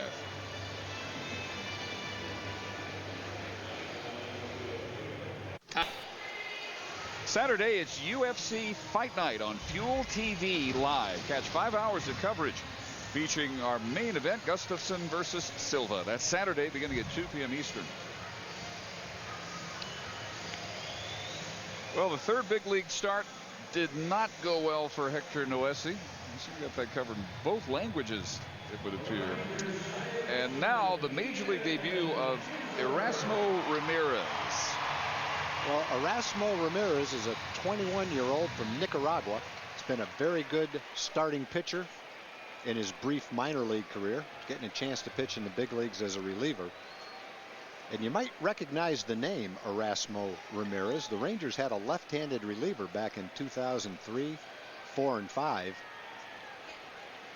who had a changeup, and he called the changeup the eraser. So if this Erasmo Ramirez throws a changeup and calls it the eraser, we really have a coincidence. I've only heard the name Erasmo twice, and they both pitch for the Rangers. First 2 pitches miss away to Kinsler. Ramirez has only pitched 7 games above Double-A before right now. 7 games at Triple-A Tacoma last year.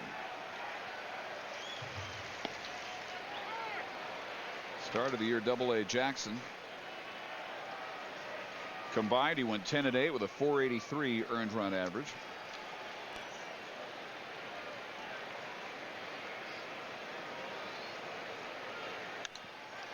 And he pops Kinsler up foul as Olivo comes back. That's in the seats.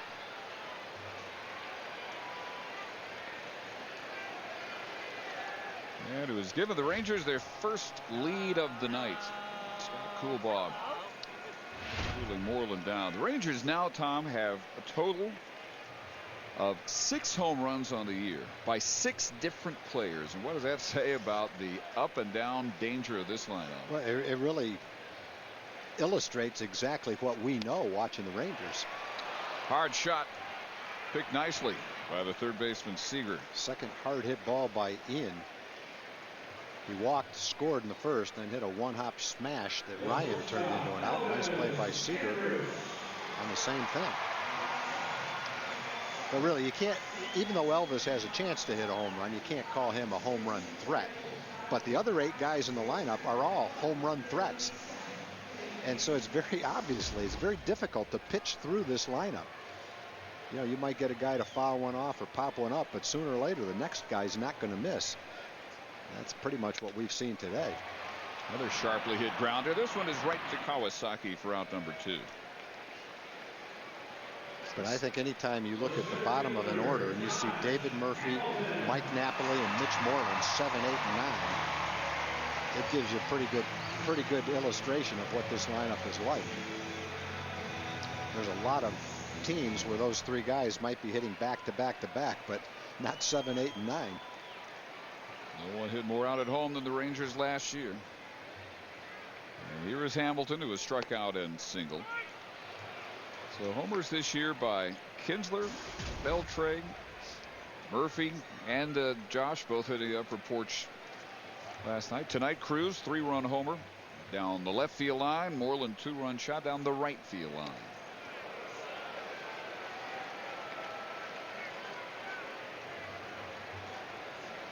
So Noesi goes 3 innings and 2 batters, 85 pitches, 50 were strikes. He allows 7 runs on 6 hits, struck out 3 and walked 3. Hamilton puts a charge into this one, deep to center field and gone.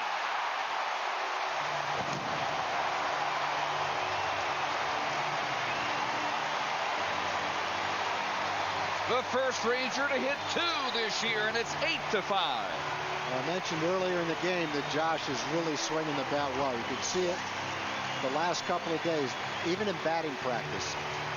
And the day the Rangers lost to the White Sox, he had the 2 balls that he just missed, and now he's not missing them. There's a changeup that looked like down and in. He actually got underneath this ball, and for him, popped it up. Just came down 400 feet away. Nice catch out there over the railing of Greens Hill.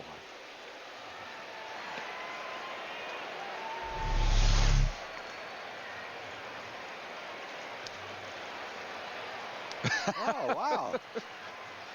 Got some new moves this year. I believe he probably holds the all-time record for home runs caught.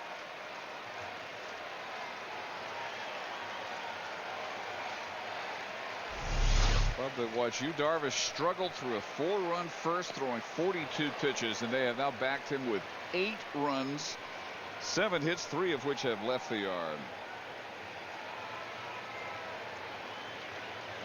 Hamilton for the 2nd straight night doing so. And for the 16th time lifetime against the Mariners. Beltre reaches down and drives that one to center. I guarantee you, Ramirez is saying, how in the world did he hit that pitch? Not only hit it, but hit it that hard.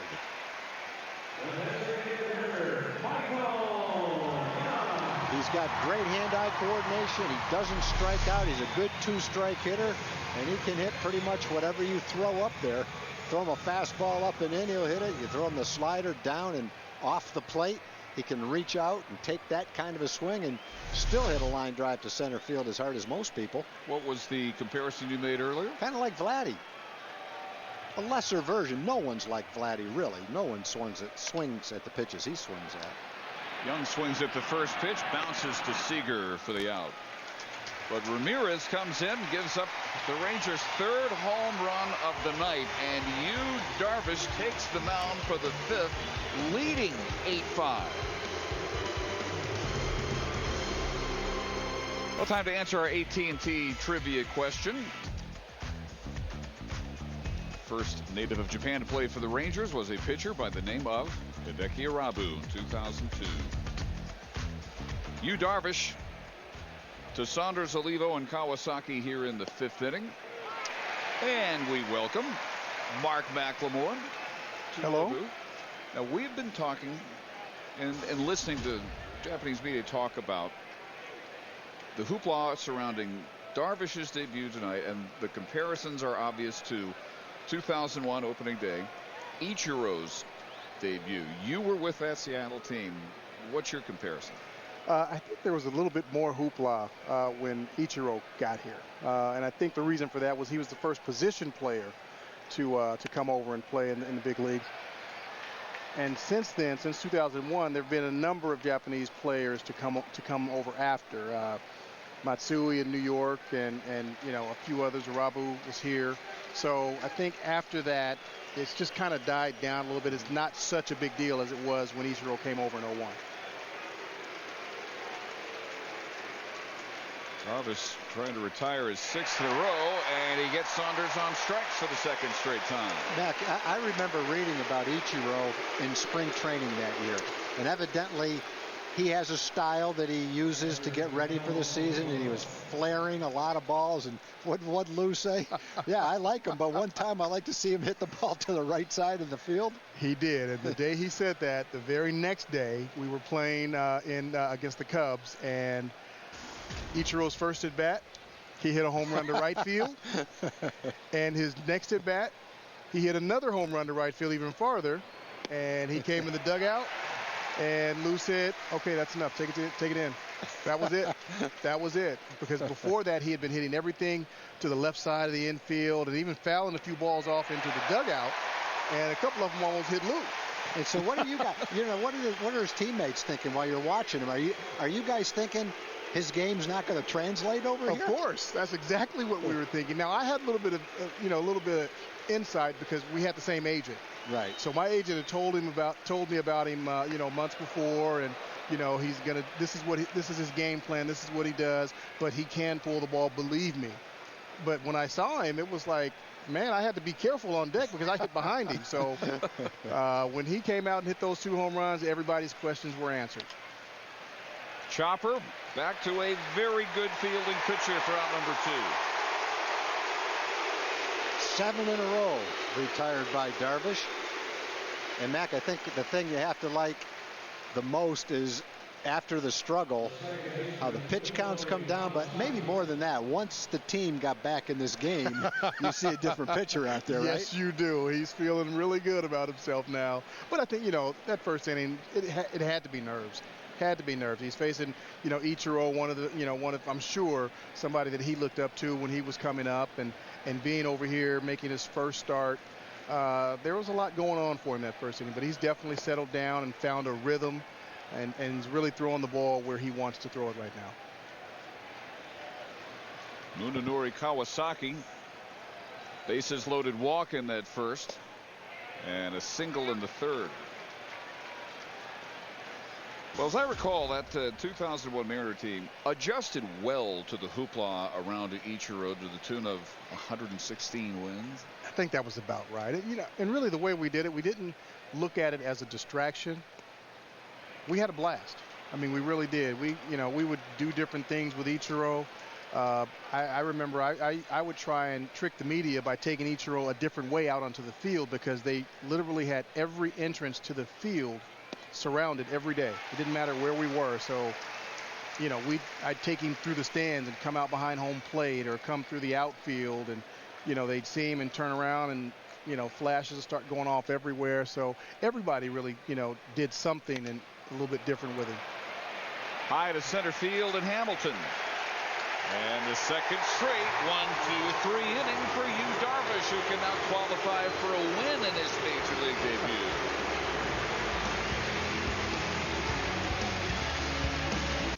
Hey folks, This is now keeping Japanese players in the majors. Daisuke Matsusaka, not so hot the last 2 years. Thought to be on his way out in Boston. After this year, perhaps. Hideo Nomo, the trailblazer. And some terrific numbers coming over to the Dodgers in the mid-90s. 4 200 strikeout season, a workhorse, and 123 wins.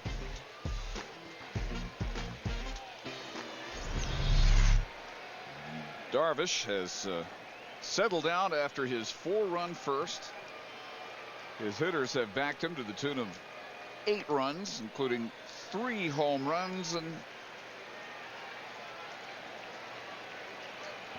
those, we are told, are Japanese strikeout signifiers. Nelson Cruz, big hit of the game. Well, A 3-run homer in the third that tied it. One thing you always hear about frontline pitchers is they can overcome a bad start and finish strong. And Darvish in the first inning today was probably a pitch or 2 away from coming out of the game. Feldman was loose. He was over 40 pitches. And then gradually he started to get it together a little bit. And I think he did his best pitching after the Rangers tied it and went ahead. And don't you think that's a pretty good sign, Mac, when a pitcher does that? That's a really good sign. When you have a pitcher that goes out and gives up a few runs, and especially when it's early, as long as he's not letting it get too far out of hand, that's what you want. He's able to come back and settle down. You know, that's what you're looking for. And I think, you know, like we were talking about Derek Holland the other day, that's what Derek Holland has learned. And I think Yu knows that. And especially with this offense, keep these guys close, they're going to do some damage. Sure. But being able to really, you know, put a plug in that inning instead of letting it get really out of hand, that's the sign of a good pitcher. The other thing it does is, you know, we were talking about this earlier, Rangers don't have an off day the first 10 days of the season, so you don't want to spend your bullpen by sucking it up and being able to get out of the first inning and pitch 4 innings. There's 4 innings Scott Feldman didn't have to pitch. Right. And, you know, I don't know who's going to pitch the 6th inning. Maybe Feldman, maybe Darvish goes back out. I'm not sure, but it's 4 bullpen innings that a lesser pitcher might have forced the bullpen to use. Cruz strikes out. And let's go back to our Fox Sports Southwest studio for Mazda CX-5 game break. Here's Rick Renner. C.J. Wilson making his LA Angels debut at Minnesota's home opener. Gets the win. 7 innings, 1 run, 3 hits, 5 strikeouts. Angels win at 5-1. They're 2-2. Back to you. C.J. touched only for a Josh Willingham homer at Target Field. And here's David Murphy, who was grounded into a fielder's choice and struck out his first 2 trips. There's always been curiosity, Mark, about how much English Ichiro understands or speaks. Give us the locker room skinny on that. There's really not a whole lot of mystery to it. He speaks great English. Does he really? He really does, and he has since day one. I think it was you know, people just really didn't think that he could speak English because he always used an interpreter. But no, I saw him today, and the first thing he said, "Hey, Frank." He calls me Frank Thomas because I put on weight since I retired, so he calls me Frank Thomas. He used to call you Frank No, he didn't used to call me Frank. I can't say what he used to call me. And I really can't say what I used to call him. See, we were talking about baseball humor, how it translates to other countries. There's a good example of it right there. Great right? example. And another example is he speaks Spanish, too. Wow. Yeah, and people don't know that. So he's out there on, when he's on the bases, he's talking to guys from the Dominican and everywhere else, and he's speaking in Spanish. We didn't know it till maybe the second week, and we were like, "You speak Spanish too?" He was like, "Wow." Give you that sly smile. Uh-huh. Yeah. So no, and he can tell a joke. He can tell a joke in Spanish and English and Japanese. So he has a lot of fun. You might you might have been better off not mentioning Frank. You know, 'cause I used to be in a clubhouse too. And I like you a lot, but you know. Oh, wow. That'd be too confusing to the audience. I'll see if I can keep from doing that, Mac. But right. a lot of people heard that. We'd have to explain it every time. Oh, man. Yeah, I guess I could have left that between us. Well, now, Darvish also learning Spanish, and, you know, that's huge in a clubhouse, to be able to communicate with whomever, whenever. With everybody, you have to, and I think everybody does it. And you know, him really grabbing that and saying, "Hey, I need to know this." A lot of my teammates are from Latin America, so I need to be able to communicate, and that's a great sign. He's trying to fit in, and I think he's going to do a great job. I think most teams, Tag, you'll agree with me with this. Most teams have this learning curve early in the season where they're trying to gel. I don't think the Rangers have that issue. Most of the guys have been here, and you know, you've got a couple of guys that are new, you being one of them. But I think he's just blended right in like he's been here all along. I think there's a lot of things that right along those lines, Mac, that'll take the pressure off Darvish. The lineup can score runs. They can play defense. There's other starting pitchers who can get the job done. They've got a strong bullpen. So it's not like he's with a lesser team where he has to go out and win the game by himself. There's a lot of factors, and today's a great example. Right. He's got a lot of help. Yeah, he doesn't feel like he has to go out there and win 1-0 or 2-1. Right. It's okay to give up a couple of runs. So Napoli works his second straight walk. And that brings up Mitch Moreland, who drove one well out down the right field line his last trip after striking out in the second. The second of 3 Ranger home runs tonight.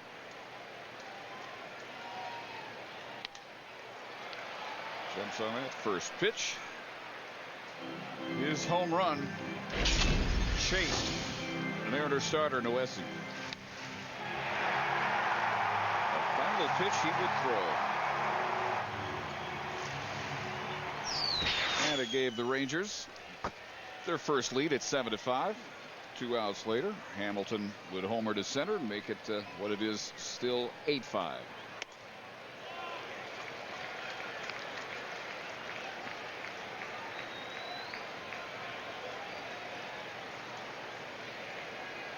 Darvish knew what every Ranger starter knows. All Ron Washington expects, all he asks is, give us a chance to win the game.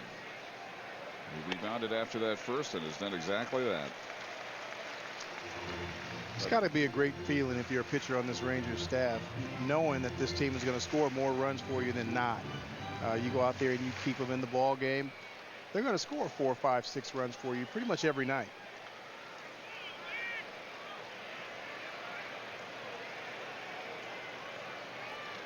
Had 8 runs in 4 innings tonight.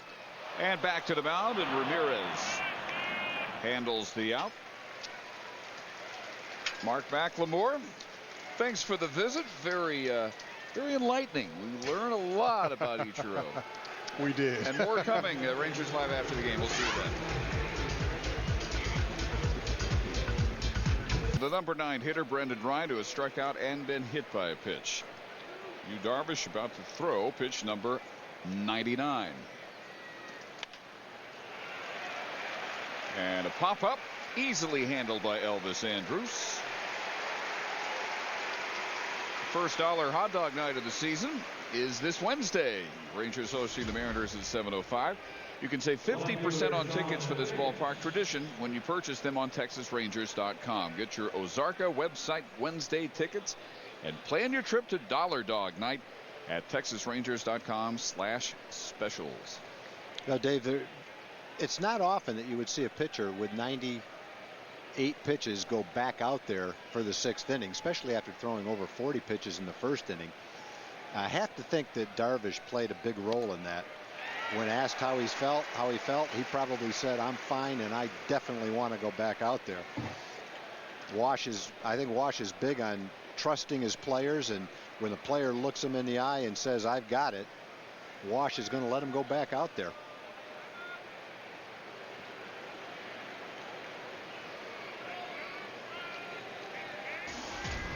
Darvish now has retired 9 straight batters.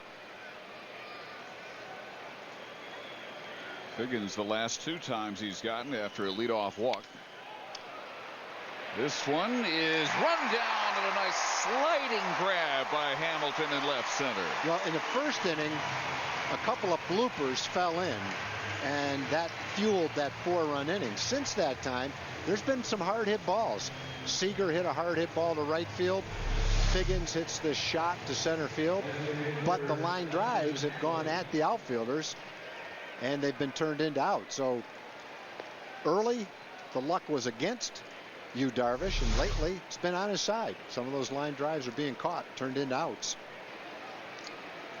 Josh Hamilton catching everything out in center field. Well, he said before the season, I want to play center and I want to win a Gold Glove. So far, he's playing center and he's playing like a Gold Glover. Could not have a better start out there. And Darvish has turned it around now as far as throwing strikes go.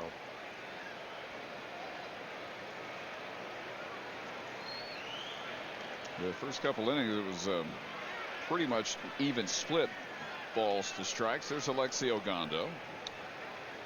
Ready if. 61 pitches since the first inning, which cost Darvish 42 pitches. That is the level of efficiency he's now attaining. Trying to retire his 11th straight batter. It's gotten Ackley all 3 times. Oh, that was a good slider, too. Yeah, Ackley's going to be a good hitter. You can tell. If he can lay off this pitch as a left-hand hitter, he's showing some discipline. That was close. Could have gone either way.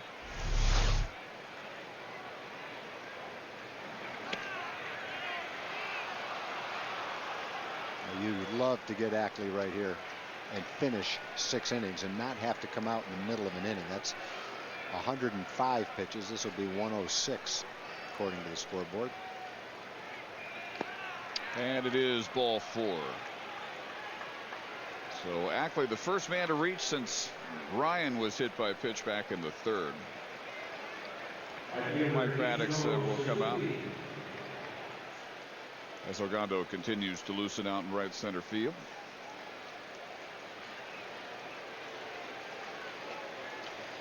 NASCAR returns to Texas Motor Speedway for night racing during the Samsung Mobile 500 race weekend, April 12th through the 14th. You could win tickets by texting FSN to 63767. Text FSN to 63767 right now for a chance to win.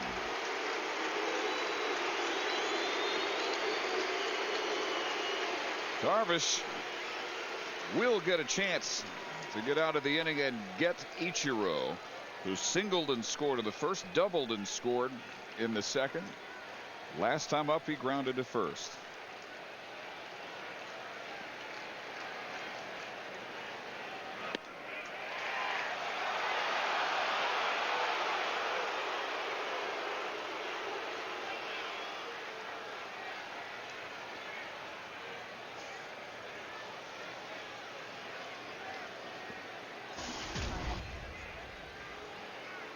It's 11:12 a.m. tomorrow in Japan. Country transfixed by this matchup, and here's how it's sounding on NHK TV. アウトコースへのツーシーム。今のボールをイチローがしっかりとバットの芯に当てようとすると多少踏み込んでくる必要がありますから、そういったところでのインコースへのスライダー、胸元にグッと入ってくるようなボールっていうのも一つ有効ですよね。左バッターのカットボールというのも持ってはいるんですが、今日はほとんどそういったボールが見られません。膝元に落としてきました。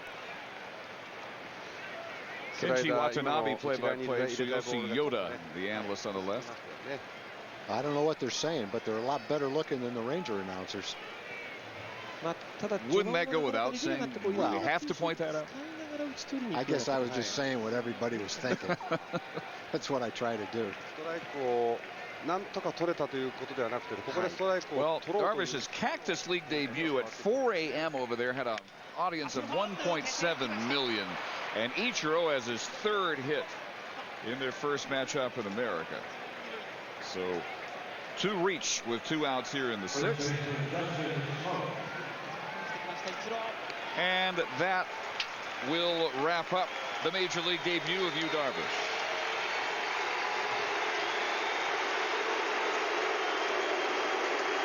Washington that will not allow him to face the potential tying run.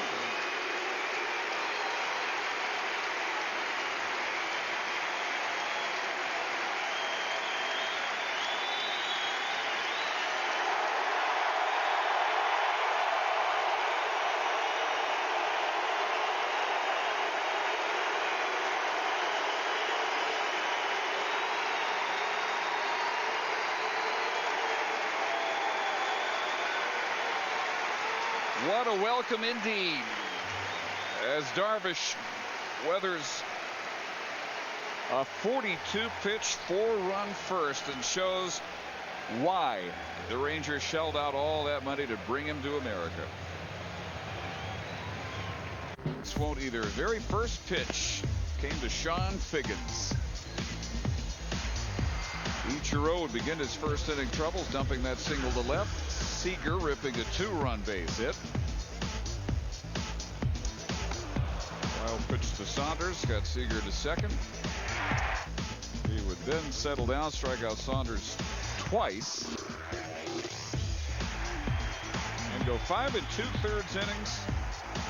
Allowing 5 runs on 8 hits, struck out 5, walked 4, ended up at 110 pitches, 59 for strikes. And Ogando throws a breaking ball for strike 1 to Justin Smoke.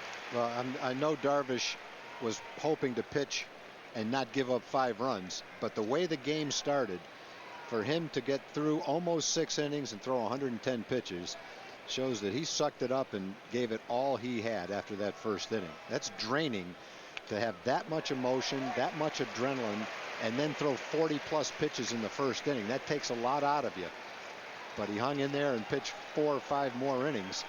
Is definitely something that you would have expected from Nolan Ryan. I saw him do that time after time. Struggle early, battle through it, give your team a chance to win, save the bullpen, all those things. And it won't be the best line of his career, but he still did exceptional work to get through that deeply in the game. It's also the best ovation I've ever seen for a pitcher who came out of a game with 5 innings, 8 hits, and 5 runs. No doubt about that. Fans appreciate the effort. Sometimes it's more about the stats.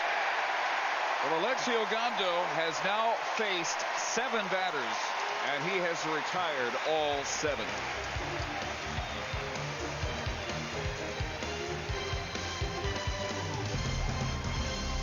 Oh man, tax day. Man. On a drive in. Tonight the Rangers are hitting for Francisco Stigers from Meade, Oklahoma. If a Ranger hits a grand slam during this inning, Francisco will win $25,000. You could register at any participating Sonic restaurant. And for Erasmo Ramirez, the top of the order, Kinsler, Andrews, and Hamilton. Ian led the first with a walk and scored. Since then, he's grounded out twice.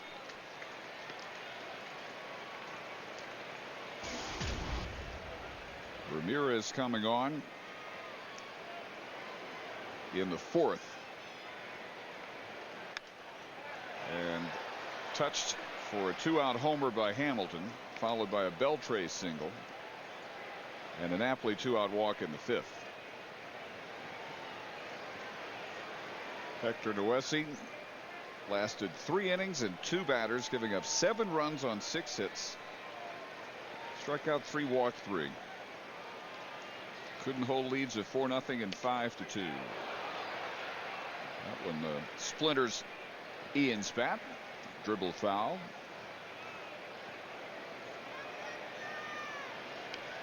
Tom, we talked about the impact on the attendance for Yu Darvish on a Monday night, a school night in early April. He added about 50% to what would have probably been the attendance tonight. 42,003 official attendance.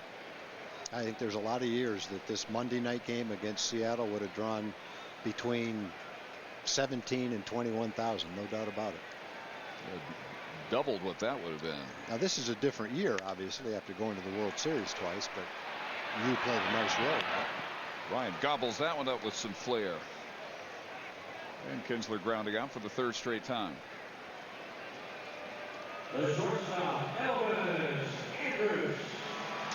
Here's Jim Knox. All right, thanks, Dave. Look who we found here. It's pro golfer Hunter Mahan, fresh off that 12th place finish at the Masters, but had to come back and see the Rangers play. Big time Ranger fan? For sure. It's been pretty exciting what they've done the last few years, and excited to see you, Darvish, pitch tonight. Yeah, you grew up in McKinney, played golf there, and also got to meet some of the players before the game. Josh Hamilton, Ian Kinsler, Michael Young. How were those guys?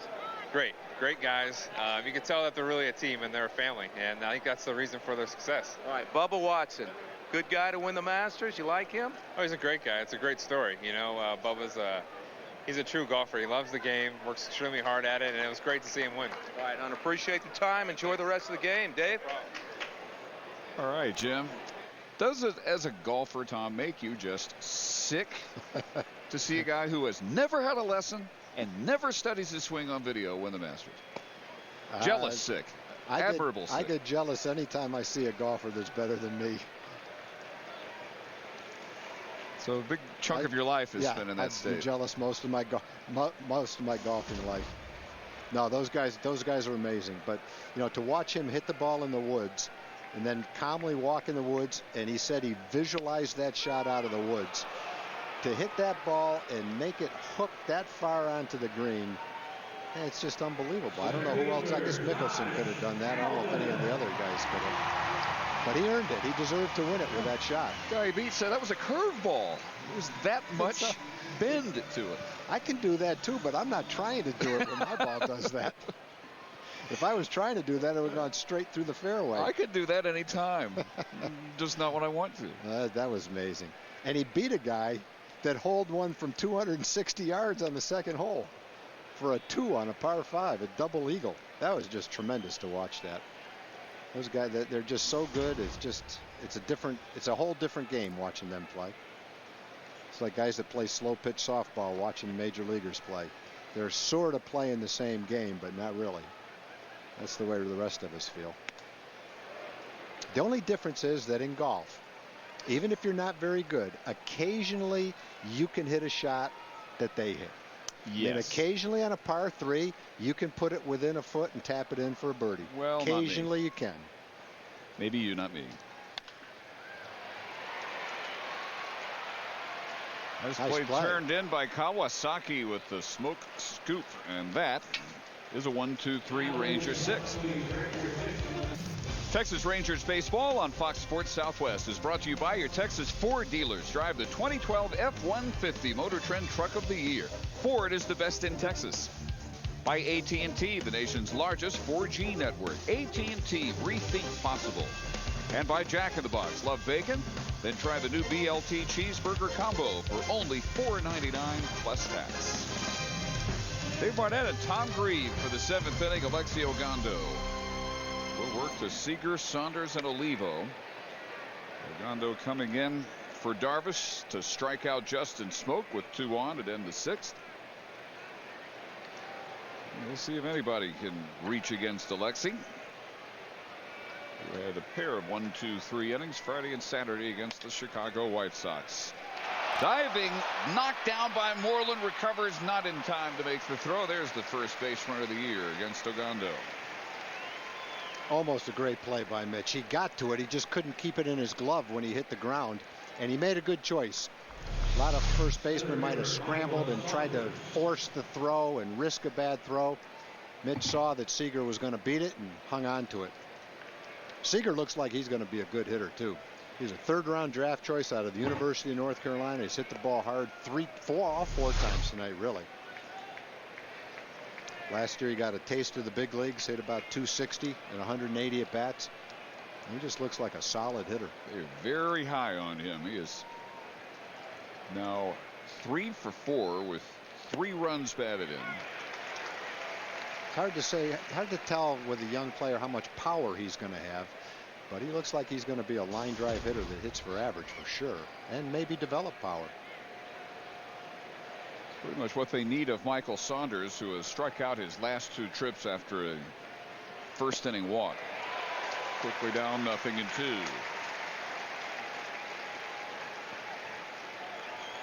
Saunders up 2 years ago as a rookie for 100 games. Hit 10 homers. That was third most among American League rookies.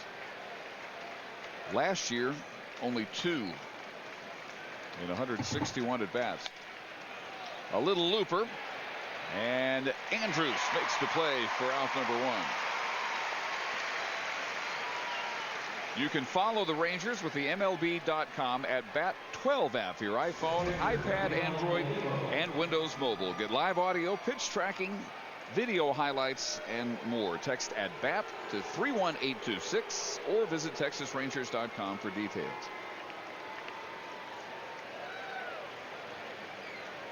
One on, one out in the 7th for Olivo. An RBI single in the first. Since then, a strikeout and a bouncer to the mound.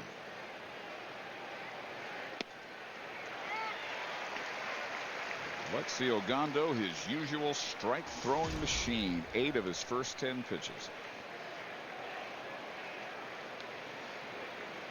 Now you could see why Ron Washington is so happy to have Ogando in the bullpen. You're very happy with Joe Nathan as the closer and Mike Adams as a setup guy, but you can make a case that there's the potential for Ogando to be more valuable than both those guys in his role. A guy that can come in the 6th inning, get you out of a jam, and then pitch the 7th inning. You can't get to the guys late if you don't have a guy like Ogando, and it's such a valuable thing to have. There's a guy that made the All-Star team last year as a starting pitcher. Yeah, and Tom, just the opening weekend, you looked around and saw some of the major bullpen issues around baseball. No doubt. Who would not like to have these guys at the back end? Ogando, Adams, may very well see next inning. And Nathan. Here is Munenori Kawasaki. Bases loaded walk in the first, a single and a fly to center since then. Better tune it up a little bit, Munenori. A little bit tardy on that 97-mile-an-hour fastball. Yankees had some bullpen issues over the weekend. A blown save by Mariano Rivera. They finally win. They break into the win column tonight, 6-2 at Baltimore. Ivan Nova over Brian Mattis. And that man will make his Ranger rotation debut tomorrow night here on Fox Sports Southwest. Neftali Feliz. Dave, we're going to get a chance to see the Red Sox bullpen again. We won't see it, but someone will. They got a 4-2 lead in the 9th inning against Toronto. Their bullpen's been really atrocious so far. Yeah, they just got 3 in their half of the 9th. And Alfredo Aceves is on, trying again for a save. They got 2 in the top of the 12th. Gave up 3 in the bottom of the 12th yesterday.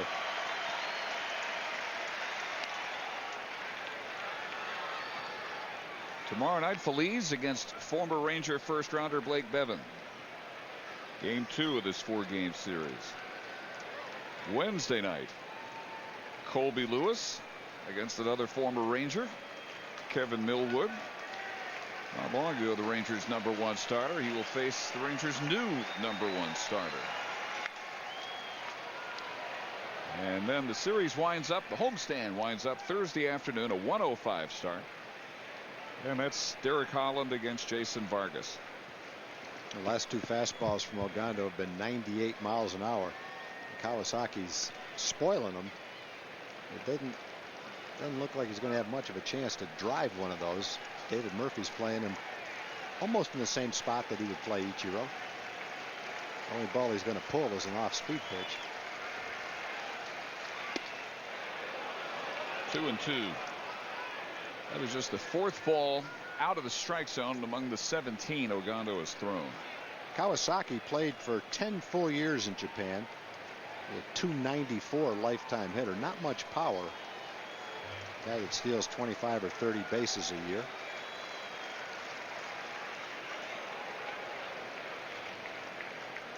He's a great player over there.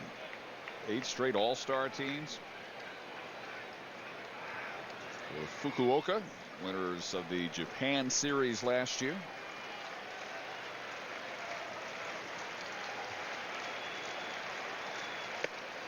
The other thing he's got those little titanium patches on both arms. You see the guys wear the necklaces, and he's got the little patches on each arm. I occasionally wear those just in case they work. Don't really have the slightest idea of what they do or if they do anything, but just in case it gives some kind of added strength to you, it's worth a try. 3-2 pitch. Grounded to Andrews. And a nice scoop by Mitch Moreland. Wow. What a play by Mitch. I don't know how he caught that ball and kept his foot on the bag. Almost made a terrific play. On the shot by Seager, he turns one in there. Stretch time, 8-5. It's called on to analyze, try to explain what has happened with Delabar, and talks about a new technique that Tom House is using out USC that he thinks may have an impact on bringing pitchers back or keeping them from getting injured in the future. That is as he strikes out Beltre. Some kind of splitter right there. Bottom dropped out of that thing. That's going to get anybody out. Watch this ball drop. Great pitch. Well, a new technique we're talking about. Tom House is having pitchers he works with out in California hold a ball and go through the throwing motion but not release the ball. He discovered that tennis players never have shoulder injuries. Mike Adams getting loose in the Ranger pen. They'll have elbow problems, of course, tennis elbow, but they have shoulder problems. And he's decided to try and transfer that over to baseball. Steve Delabar, early evidence to the positive. And working on a pitcher's motion, but never actually releasing a ball.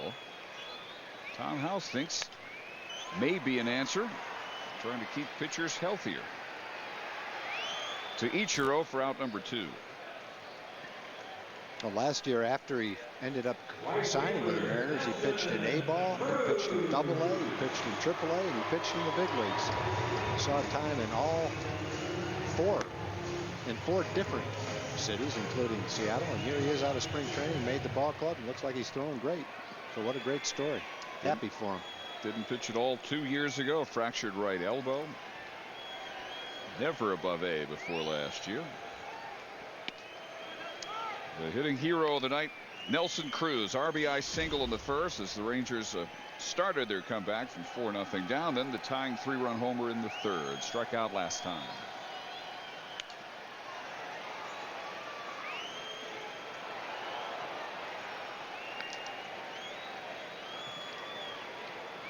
Delabar's major league debut last year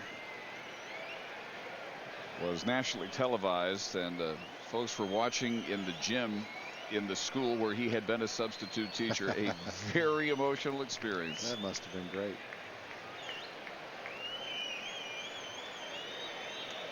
I guess these stories have always been around throughout the history of baseball. It just seems like in the last 10 or 15 years there's been more of them. Guys coming from nowhere, guys coming out of independent leagues. A guy like Jeff Zimmerman, who graduated from TCU as a non-prospect, ended up pitching in France of all places and coming back to make an all-star team.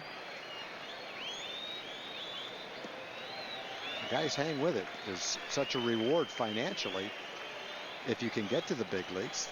Minimum salary now is close to $500,000, so there's pretty good reward if you stick it out and can persevere through those kind of circumstances and finally get your chance. I think that's one of the reasons guys hang around a little bit longer now than they used to. Watch out. Whoa. That one nearly spun his cap. That one, I think, right off his glove. Boy, Nelly has just smoked 3 balls tonight. 2 line shots to center field and a line shot home run. Let's take a look at this. Right back at him. He actually got his glove up to protect his face, and the ball went right off the top of his glove. That is a scary proposition. Even slowed down. Whoa, what man. a reaction that requires. That's self-preservation right there. And thank goodness he was able to get out of the way of that ball. So that'll do it for Delabar. Strikeout, a fly ball, and then a narrow miss, and he gives way to George Sherrill. Fourth pitcher of the night for Eric Wedge will be veteran left-hander George Sherrill, about to turn 35. And he will work to pinch hitter Craig Gentry, who's going to bat for David Murphy here. Yeah, Sherrill's been around a long time. He's actually had some years where he's done a good job as a closer. Not in a closer's situation this year. Brandon League is the fine closer for Seattle. Last year he was 3-1 with an ERA of 3 in 51 games, only 36 innings. He pitched situationally last year for the Atlanta Braves, but he did a good job. Only 4 of 37 runners scored. That was the top percentage in the National League. So for Gentry, this is his first at bat of the regular year. He's been in defensively in a couple of games. Murphy was 0 for 3, a couple of strikeouts.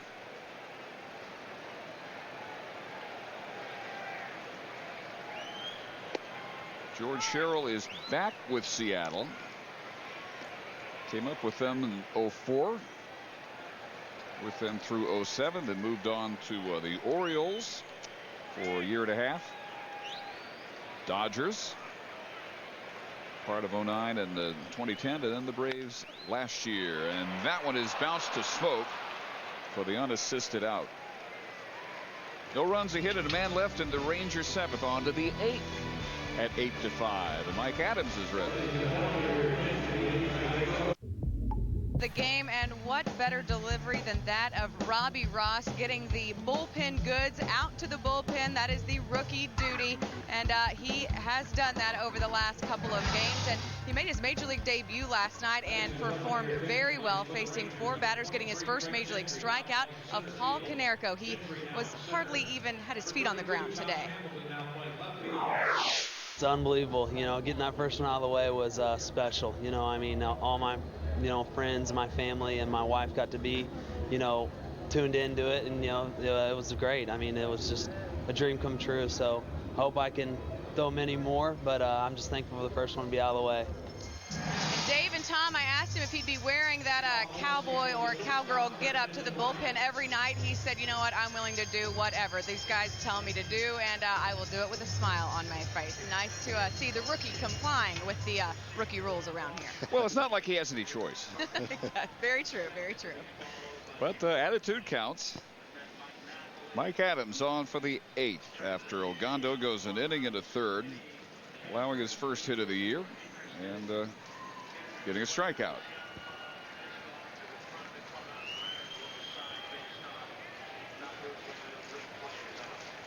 Adams pitched an inning each of the first 2 games, and in each allowed 1 base hit. Gentry staying in the game in center field, and again struck Hamilton over to the left. This has become the Rangers' late inning outfield alignment. Ryan has struck out, but hit by a pitch and popped out. Yeah, I think when you look at the alignment late in the game, it's not, and I'm sure Ron Washington would say this, it's not that he lacks confidence in David Murphy. It's just that he has Craig Gentry on the team, and that's Craig's strong suit. And so to utilize his team and get everybody an opportunity to play, this is how he likes to use Craig Gentry as often as he can. Ryan reaching for that Adams breaking ball. That just kept breaking away from Brendan. He couldn't hold up. The other thing, Tom, Craig Gentry against a left-handed pitcher, perfect opportunity to pinch hit and then keep him in the game for his defense. Yeah, and I think he wants to keep Craig, as Wash likes to say, engaged. And if you keep him in a game, an inning here, an inning there, game after game, and get him in at bat, then when you really need him, he'll be able to produce. Try to keep him sharp. So I think that's a good idea. But there are guys in the league who are subpar defensively, and you feel like you have to get them out of the game to give yourself the best chance to win. David's not that at all. David's a solid outfielder who works hard at it, is trying to get better and better. Just that's Craig's strong suit. 0-2 to Figgins. In fact, Ron Washington said the reason that David Murphy has become his starter in left field is because of the improvement in his defense. There you go. And his leadership.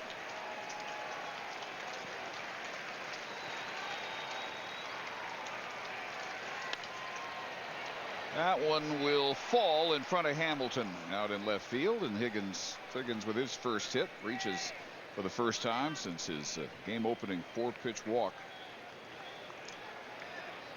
That set the tone for a 42-pitch, 4-run Yu Darvish first inning, but he settled down, lasted 5 2/3, 110 pitches, 5 runs on 8 hits. He struck out 5, walked 4. Turned it over to his bullpen with a 3-run lead. Ogando followed by Adams. Ackley has struck out, grounded out, lined out, and walked.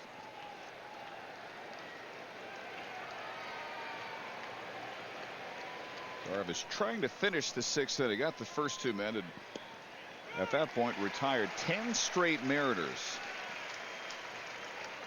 A lot of strikes for Mike. Thrown 7 pitches, all of them have been strikes.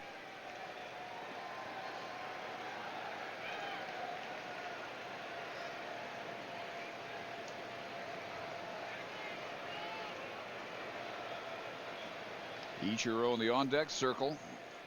Big for the Mariners if Ackley can reach. He's behind 0-2.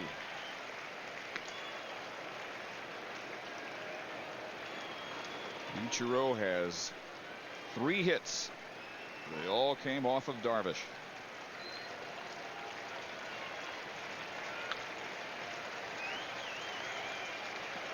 Mariners now out hitting the Rangers 10-9. They have left 9. The Rangers have left only 5. The 0-2 pitch driven to Hamilton in left for the second out.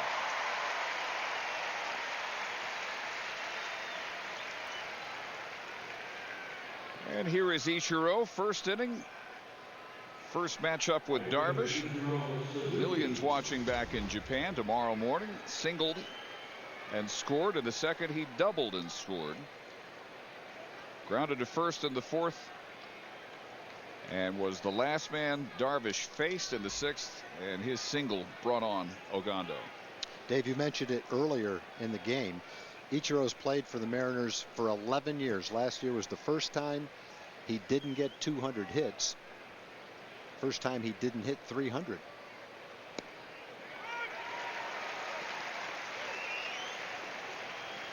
Ten pitches, all strikes now for Adams.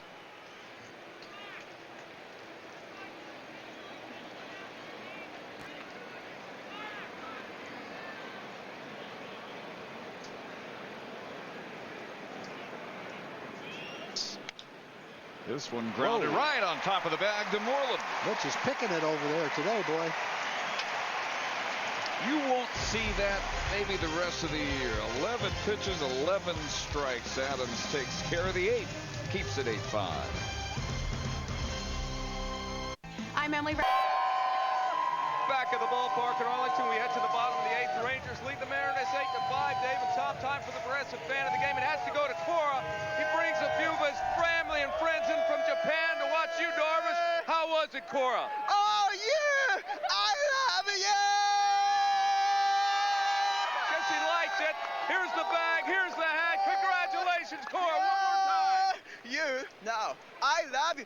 Yeah!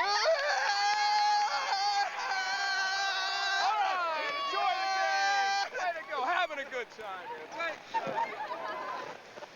Yeah, Jim Knox with his usual calming influence. Wow. It transcends the cultures. It does. It's international. It's universal.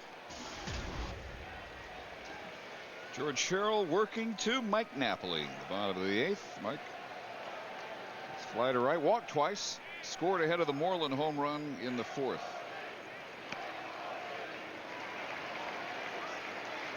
And pitch away from his third straight walk.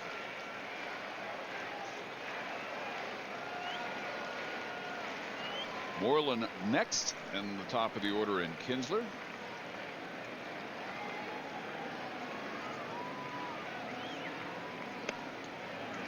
And there is walk number 3.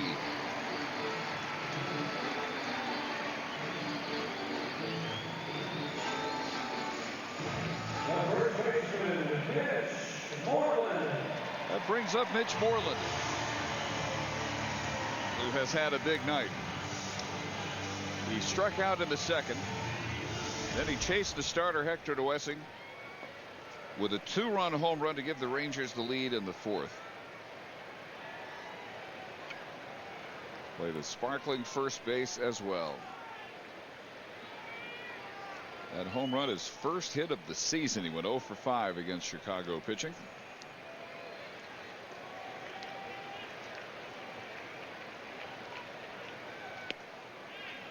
Strike one from Sherrill. Looking ahead to the Mariner ninth, they will have the middle of their order 4, 5, and 6. Smoke, Seager, and Saunders.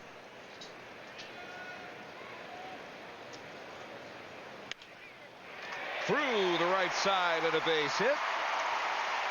Napoli to second. Moreland is 2 for 4.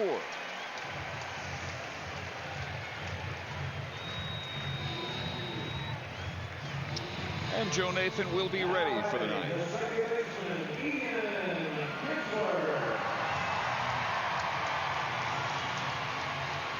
See if it's going to be a save opportunity. Not if the Rangers score here.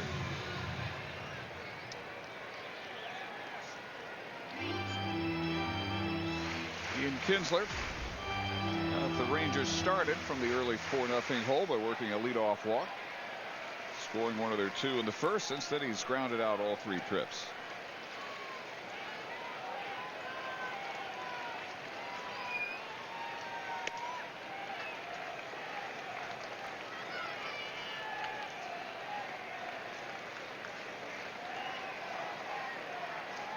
First, I guess you'd call it typical Rangers ballpark game after a pitcher's duel in the White Sox series. This one called for slugging, and the Rangers were up to it. 7 runs and 3+ innings against Noessing. Since then, the bullpen has been sharp for Eric Wedge. Erasmo Ramirez pitched 3 innings, a run on 2 hits, struck out 3. Delamar 2/3 allowed a hit. Sherrill facing his 4th batter. He's gotten a ground out here in the 8th. A walk to Napoli, followed by the Moreland single. And that one is hit a long way down the left field line. Gone. Kinsler with his 2nd homer of the year. A 3-run blast.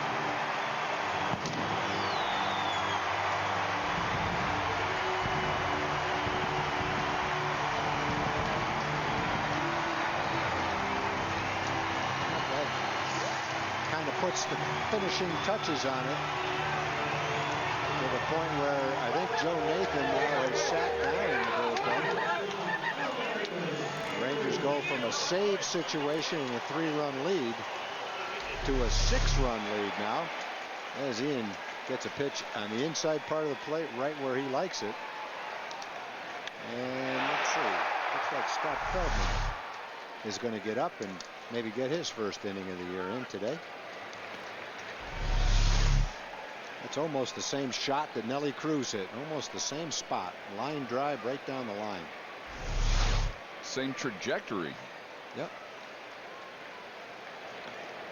Well, Washington looking for a chance to get Scott Feldman into a game. And he now has it. Thanks to the Rangers' 4th home run of the night. As many as they had in their first 3 games.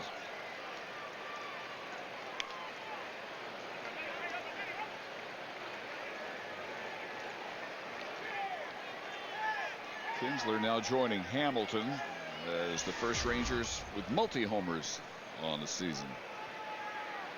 Josh going deep against Erasmo Ramirez in the 4th inning tonight. One of his 2 hits. And Yu Darvish 3 outs away from winning his major league debut.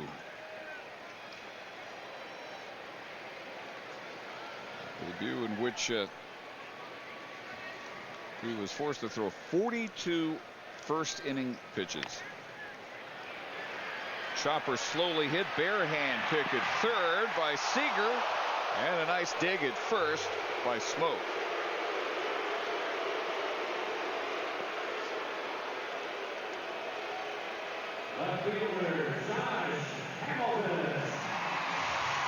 It wasn't an easy play for Seager. Ball stayed down. Had to have some pretty good hands to catch that ball and get a little help from Justin Smoke over at first base to pick it in the dirt.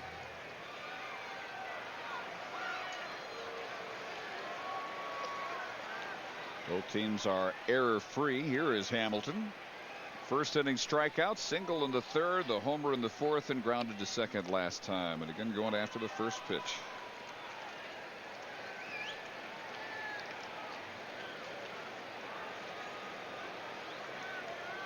This game has turned into everything the Mariners experienced at the hands of the Rangers last year. Everything they had to have feared would continue this year. But thought maybe not tonight after the way the game started.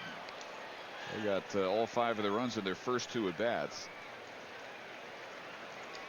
But it is a now 9 unanswered run stretch that they have taken off on since it was 5-2 through 2.5. And Hamilton has his 3rd hit of the night. I've said it a couple of times tonight. He's swinging the bat well right now. He's feeling good. Struggled in spring training to find his timing. A little bit behind, a little bit ahead, way out in front of breaking balls, swinging at some bad pitches. He kept working and working and working, and it peaked right at the right time. Turning it on now that the bell rang. Lucas Lipke now beginning to throw. He's the other left-hander in the Mariner bullpen besides Sherrill. Kind of fun to be able to look down there and actually see the guys in the visiting bullpen. Couldn't do that in the old bullpen.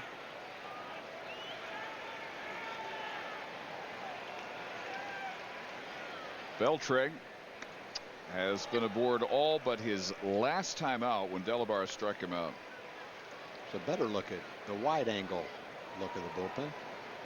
Yeah, it used to be such a guessing game, even for us. Who do they have up there? I know. Visiting bullpen guys have to love that after what they've had here before. I never really felt sorry for them. I thought it was a nice home field advantage for the Rangers. Yeah, they could do it in their parks if they wanted. Seattle's not great. That bullpen out there, it's not a bad bullpen to be in, but boy, those fans can reach out and touch you. Beltre hitting into the 6-4-3 double play, but the Rangers get another 3-run home run, their 4th long ball of the night.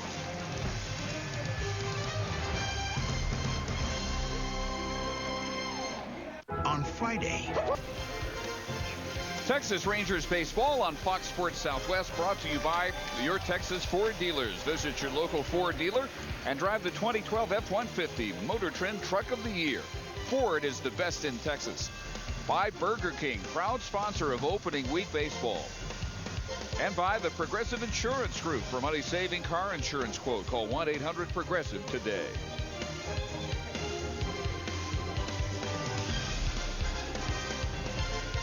Rangers Live coming up. Here is Dana Larson with the preview. Hi, Dana. Hi, Dave, and boy, the first of 4 with Seattle has been a wild ride, and we are looking forward to the post-game show coming up here in just a little bit. It is Rangers Live.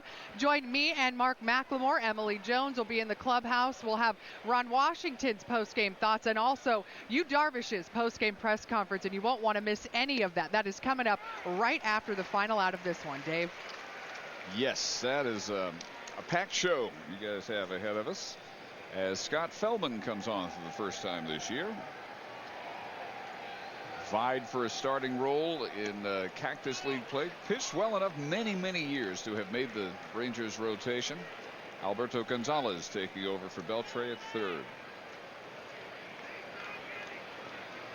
And this is Alex Liddy pinch hitting for Justin Smoke. Liddy, fairly significant historical geographical figure in that he is the first native of Italy, developed in Italy, to make the major leagues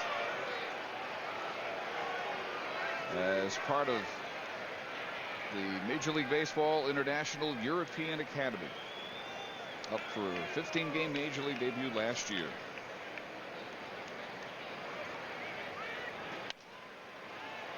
And a base hit out to right field for Liddy.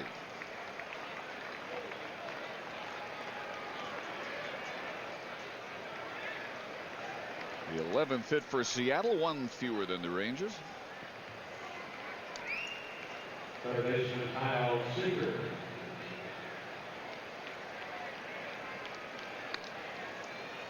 So Feldman, last member of the Rangers rotation to get a chance to appear in a game. It's been a big night for Seager. 2-run single in the first, scored a run, RBI double in the second. He drove in the most recent run scored by Seattle. That made it 5-2. Since then, he's lined to right, Reese on an infield hit.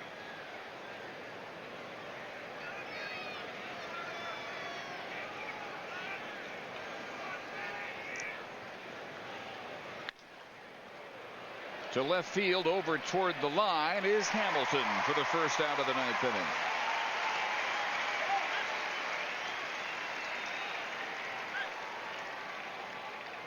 And Feldman will face another pinch hitter in Casper Wells, who will bat for Michael Saunders.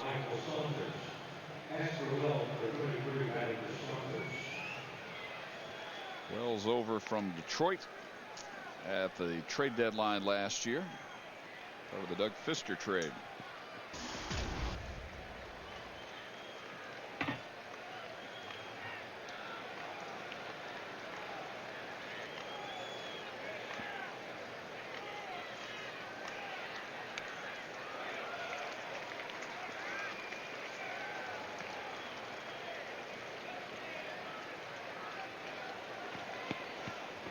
Eleven runs on 12 hits, no errors, 5 left for the Rangers. 5 runs on 11 hits, no errors, and 10 left for the Mariners.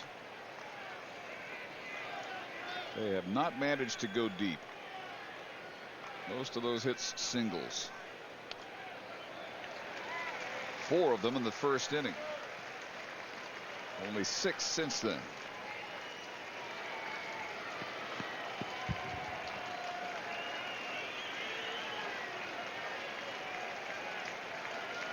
Oh, 2 to Wells. Rangers hoping for a double play to end it.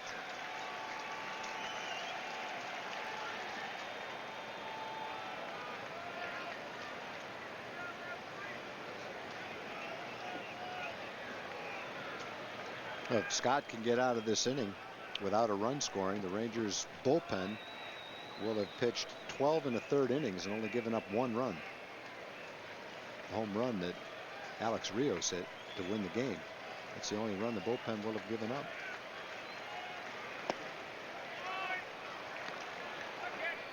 That's sinking low for a 2-2 count.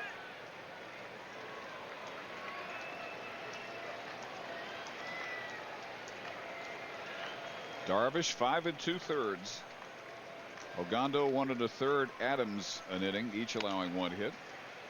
That one just foul, and Feldman has allowed a hit here in the ninth.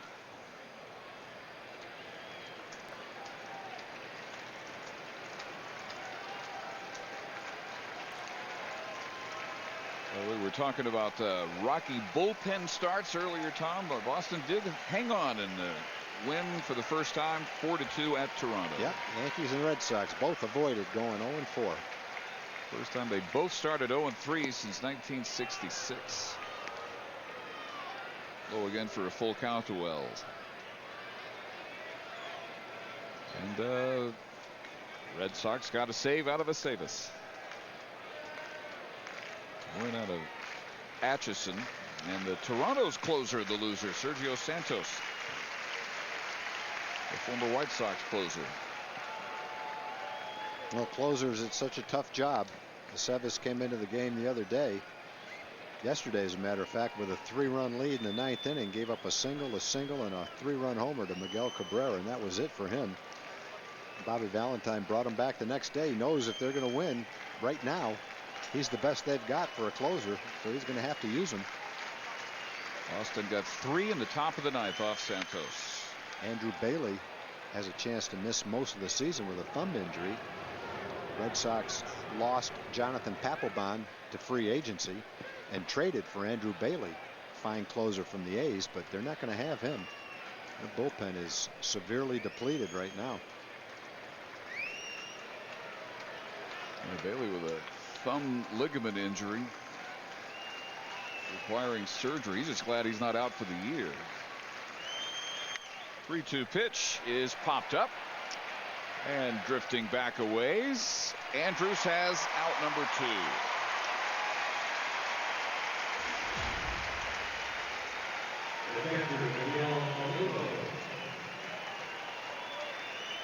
So, last hope for the Mariners, their catcher Miguel Olivo, who singled in a run in the first. Since then, a strikeout, a ground out, and a foul out. 42,003 on hand for the debut of Darvish. Trying to help Feldman home. Runner goes, takes second on defensive indifference.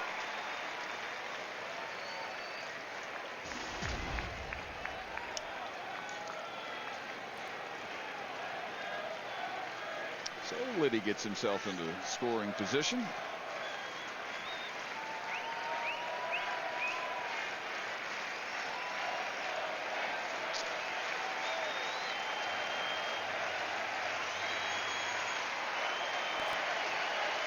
Scott Feldman all the way back from knee miseries. Opened last year on the DL. Strong in the postseason. Very strong spring. But really you can look at it as being caught in the numbers game, hoping to return to the rotation. Remember, a former 17-game winner. And the Mariners down to their final strike. That's good workout for Scott. It's tough for a manager to manage his long reliever because you want him available for every game. But at the same time, you've got to get him work to keep him sharp. And that's why Scott's in there right now. He hadn't pitched the first few games of the year. Needed to get out there. The 1-2 pitch is looped to Andrus, and that takes care of a win for Yu Darvish in his major league debut. He weathers, to say the least, a rocky start. A 42 pitch, 4-run first. Hangs in there for 5 2/3 and 110 pitches. He's got to be thinking, I'm going to like playing for this team. I like getting 11 runs in a ball game. He also likes getting that first one out of the way, too. Get the pressure, the adrenaline, all that stuff out of the way. Then now maybe be able to settle down. Well, he had the boomstick and a few other long balls behind him. He had a stout effort by the bullpen. Ogando, Adams, and Feldman go the final 3 1/3, allowing no runs on 3 hits. 2 strikeouts, no walks from the Ranger relief corps tonight. And let's go down to Jim Knox. All right, thanks, Dave. Ranger bats in high gear tonight, especially Nelson Cruz. 3 for 4 at the plate, including that game-time 3-run shot in the bottom of the 3rd. Take us through that one, Nelson. Important, you know. Giving some run support to Darvish and make himself go out there and try to destroy strikes, you know. Yu Darvish's debut tonight struggled early, but then settled down. At one time retired 10 straight batters. Your thoughts on Yu's performance? Yeah, definitely. I know his second start probably going to be better, you know. He needs to slow down and make sure he throws strike. That's all, you know. All right, how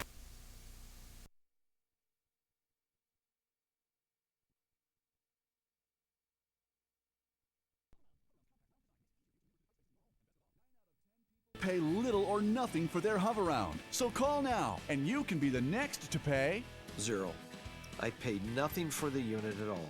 And now, only from Hover-Round, every power chair includes a handy tote bag, so you'll always have access to your favorite items, and this sturdy cup holder, so your favorite beverage can ride along with you. The folks at Hover-Round really thought of everything. That's why I called them, and so should you.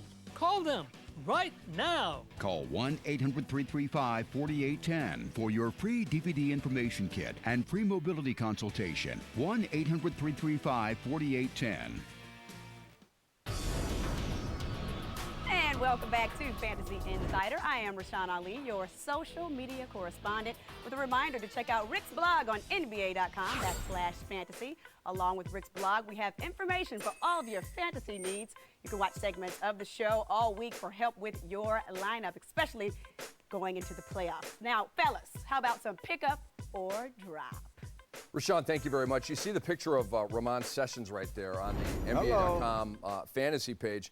Like you said, we called it. I said in that blog last week, Mike Brown says he's not starting Ramon Sessions. I said, I'm not buying it. I'm not taking any credit for it, but Mike, we love you, but I was never buying that. Ramon Sessions needed to start for his team, and he, in fact, is. Time to hit up the waiver wire. Let's start with Wilson Chandler. 27-12 were his numbers in the Chinese Basketball Association, and his numbers have been pretty good since returning to the NBA in 4 games, over 12 points, 6 rebounds, 3 assists, and a bunch of other goodies. Play him, start him if you haven't already picked him up, then something's wrong, especially with Gallo going down. George Karl's probably scratching his head like, man, I can't get over the hump. Thank God I get Wilson Chandler back. I can plug him in, see if he can hold down the fort. Carl Landry missed 23 games with a knee injury, came back Saturday with 15-5 in 29 minutes. He's got a 5-game week just in time for the 30-deep playoffs. I got Carl Landry rolling this week. And you're lucky because Carl is finally healthy. You see right here, first game back, big-time numbers. He looked good, didn't he? Welcome back, big fella. And we talk about Randy Foye. What do we do with the 2-guard spot with the Clippers? It's amazing because we really like Randy Foye and likes his toughness and knocking down the threes, getting some steals. But now when you throw herky-jerky into the mix, it's going to be interesting. Who do you go with, Nick Young or Randy Foye? Kevin Seraphin has been very good while filling in for Nene before he got to Washington. And then, Sunday, no Nene. Kevin Seraphin put up another fine line. Hey, Mr. Kevin Seraphin, hey, I'm very impressed with you, young fella. You stay in your lane, you work hard, you attack the rim, you play defense. You're showing your toughness. Hey, people, if you got some room, I wouldn't be mad if you scoop this big fella up. Quickly, Seraphin or DeAndre Jordan? Seraphin, wow. Seraphin scoring more and rebounding more. DJ just a block shot. But this young kid right here, Avery Bradley, if you don't pack your lunch tightly, he will take your lunch from you and go home and eat it in front of your face. And, he's one of the best defensive point guards in the NBA, but we saw a career-high 23 Sunday against Washington. Quickly, pick up or drop on Avery Bradley? Pick up quickly. Pick him up. Unless you're just starving, pick him up because of the defense and the steals, and he's showing he can score the ball. I'm not as bullish on Avery Bradley as Dennis Scott, but wow, that's rousing support. So hit up the waiver wire and pick up Avery Bradley. I can't go against my guy like that. Rashawn Ali, we're back to you. All right, let's do it. At Dream Shake, and this is for both of you. What's up, fantasy freaks? Should I pick up Wes Matthews and drop Dudley? I'm getting ready for the playoffs. Thanks. Gotta love the fantasy. Hurry up and pick him up. If you can still pick him up, I'd be shocked if you can, depending on your league, but hurry up and pick him up.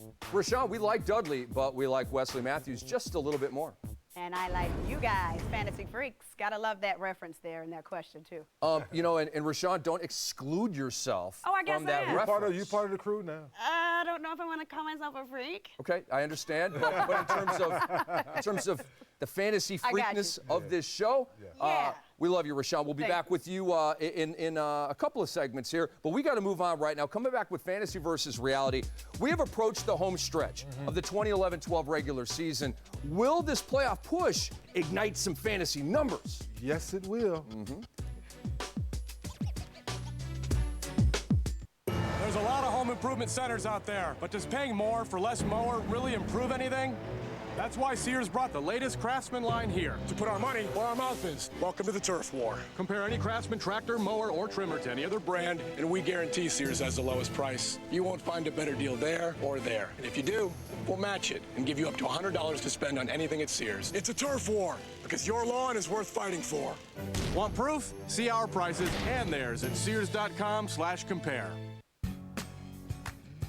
I used to not travel very much, but then I discovered Hotwire. Now, I use all my vacation days. I can afford to visit my folks for the holidays and reconnect with my girlfriends in Vegas because I get ridiculously low prices on all my trips. You see, when hotels have unsold rooms, they use Hotwire to fill them. So I get 4-star hotels for up to half off. Now I can afford a romantic trip to New Orleans. Hi, honey. HOTWIRE, hotwire.com. Wouldn't it be great if you could get everything you needed for your small business for free? Like a building for free, a company car for free, your business website built for free? The cost to have your website professionally built can be thousands of dollars, but for a limited time, you can have yours built by the experts at Web.com absolutely free. And that's not all. Web.com will promote your new website in all the major search engines like Google, Yahoo, and Bing. If you're happy with your new website, we'll continue to provide promotion, hosting, support, and maintenance, all for just one low monthly fee. If not, cancel and pay nothing. Call now to get your new site up and running in as little as 7 days free. Over 1 million small businesses rely on Web.com every day. Call now and find out why. Call 1-800-336-9883. That's 1-800-336-9883.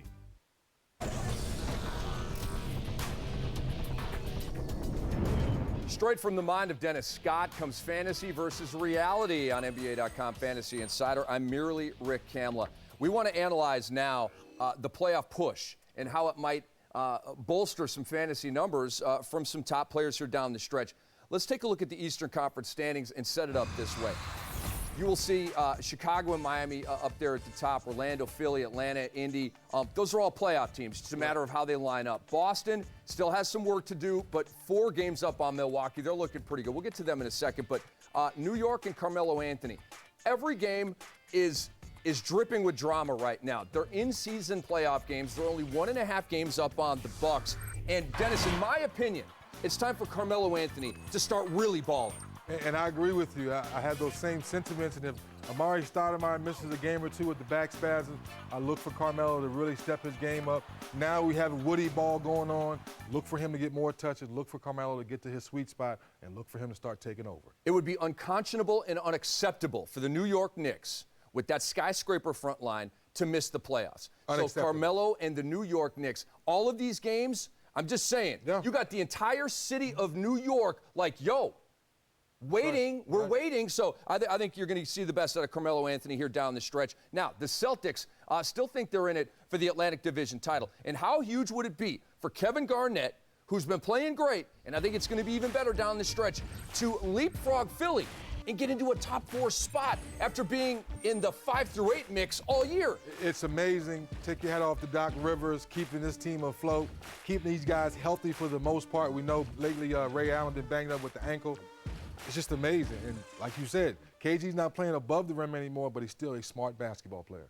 The numbers are fantastic at the advanced age that he is. And now we talk about the Bucks and Ersan Ilyasova. And obviously we're talking a team thing, and then we're picking one guy. Right. But there are a lot of players on these teams that should give you extra goodies during this playoff push. But these are all playoff games for the Bucks right now. All playoff games. Ilyasova's been giving me the goodies all year long. I look for them to improve. Brandon Jennings, we have him on his team to throw his name out there. I look for his numbers to increase as well. Yeah, and we move to the West right now. It might be even tighter in the West than it is in the East, and it's quite tight in the East. So look at one this. game, half a game. Okay, let's figure it out. So from 4, let's just go from 4 down to 10, separated by 2.5 games. So if anybody from 4 to 10 people at home go on a 3-game losing streak, they could go from 4 to 10, or vice versa. If Phoenix could go on a 4 or 5 game win streak, they could jump up to 7 or 6. That's how crazy the West is. You lose 3 in a row, you might be talking lottery as opposed to playoffs. But we talk Al Jefferson right now. He's only made the playoffs one time in his NBA career. One of the most underrated players in the game right now, and he's rolling. And I think these numbers are going to continue with the Jazz trying to make it. Well, I think you can take that moniker off his name now because he's more consistent being underrated. I think now people know who Al is. He's staying healthy. He's kept his body in great shape coming back from the knee injury. Very happy for Al. And we continue talking about the West and another playoff hopeful, the Phoenix Suns. They're below the line right now. But listen, if this is Steve Nash's last run as a Sun, do you think he wants it to stop short of the playoffs? I don't think so. I don't think so at all. So I look for Gortat to throw his name in the mix as well for his numbers to continue to improve. But Steve Nash, see if he can kick it into another gear.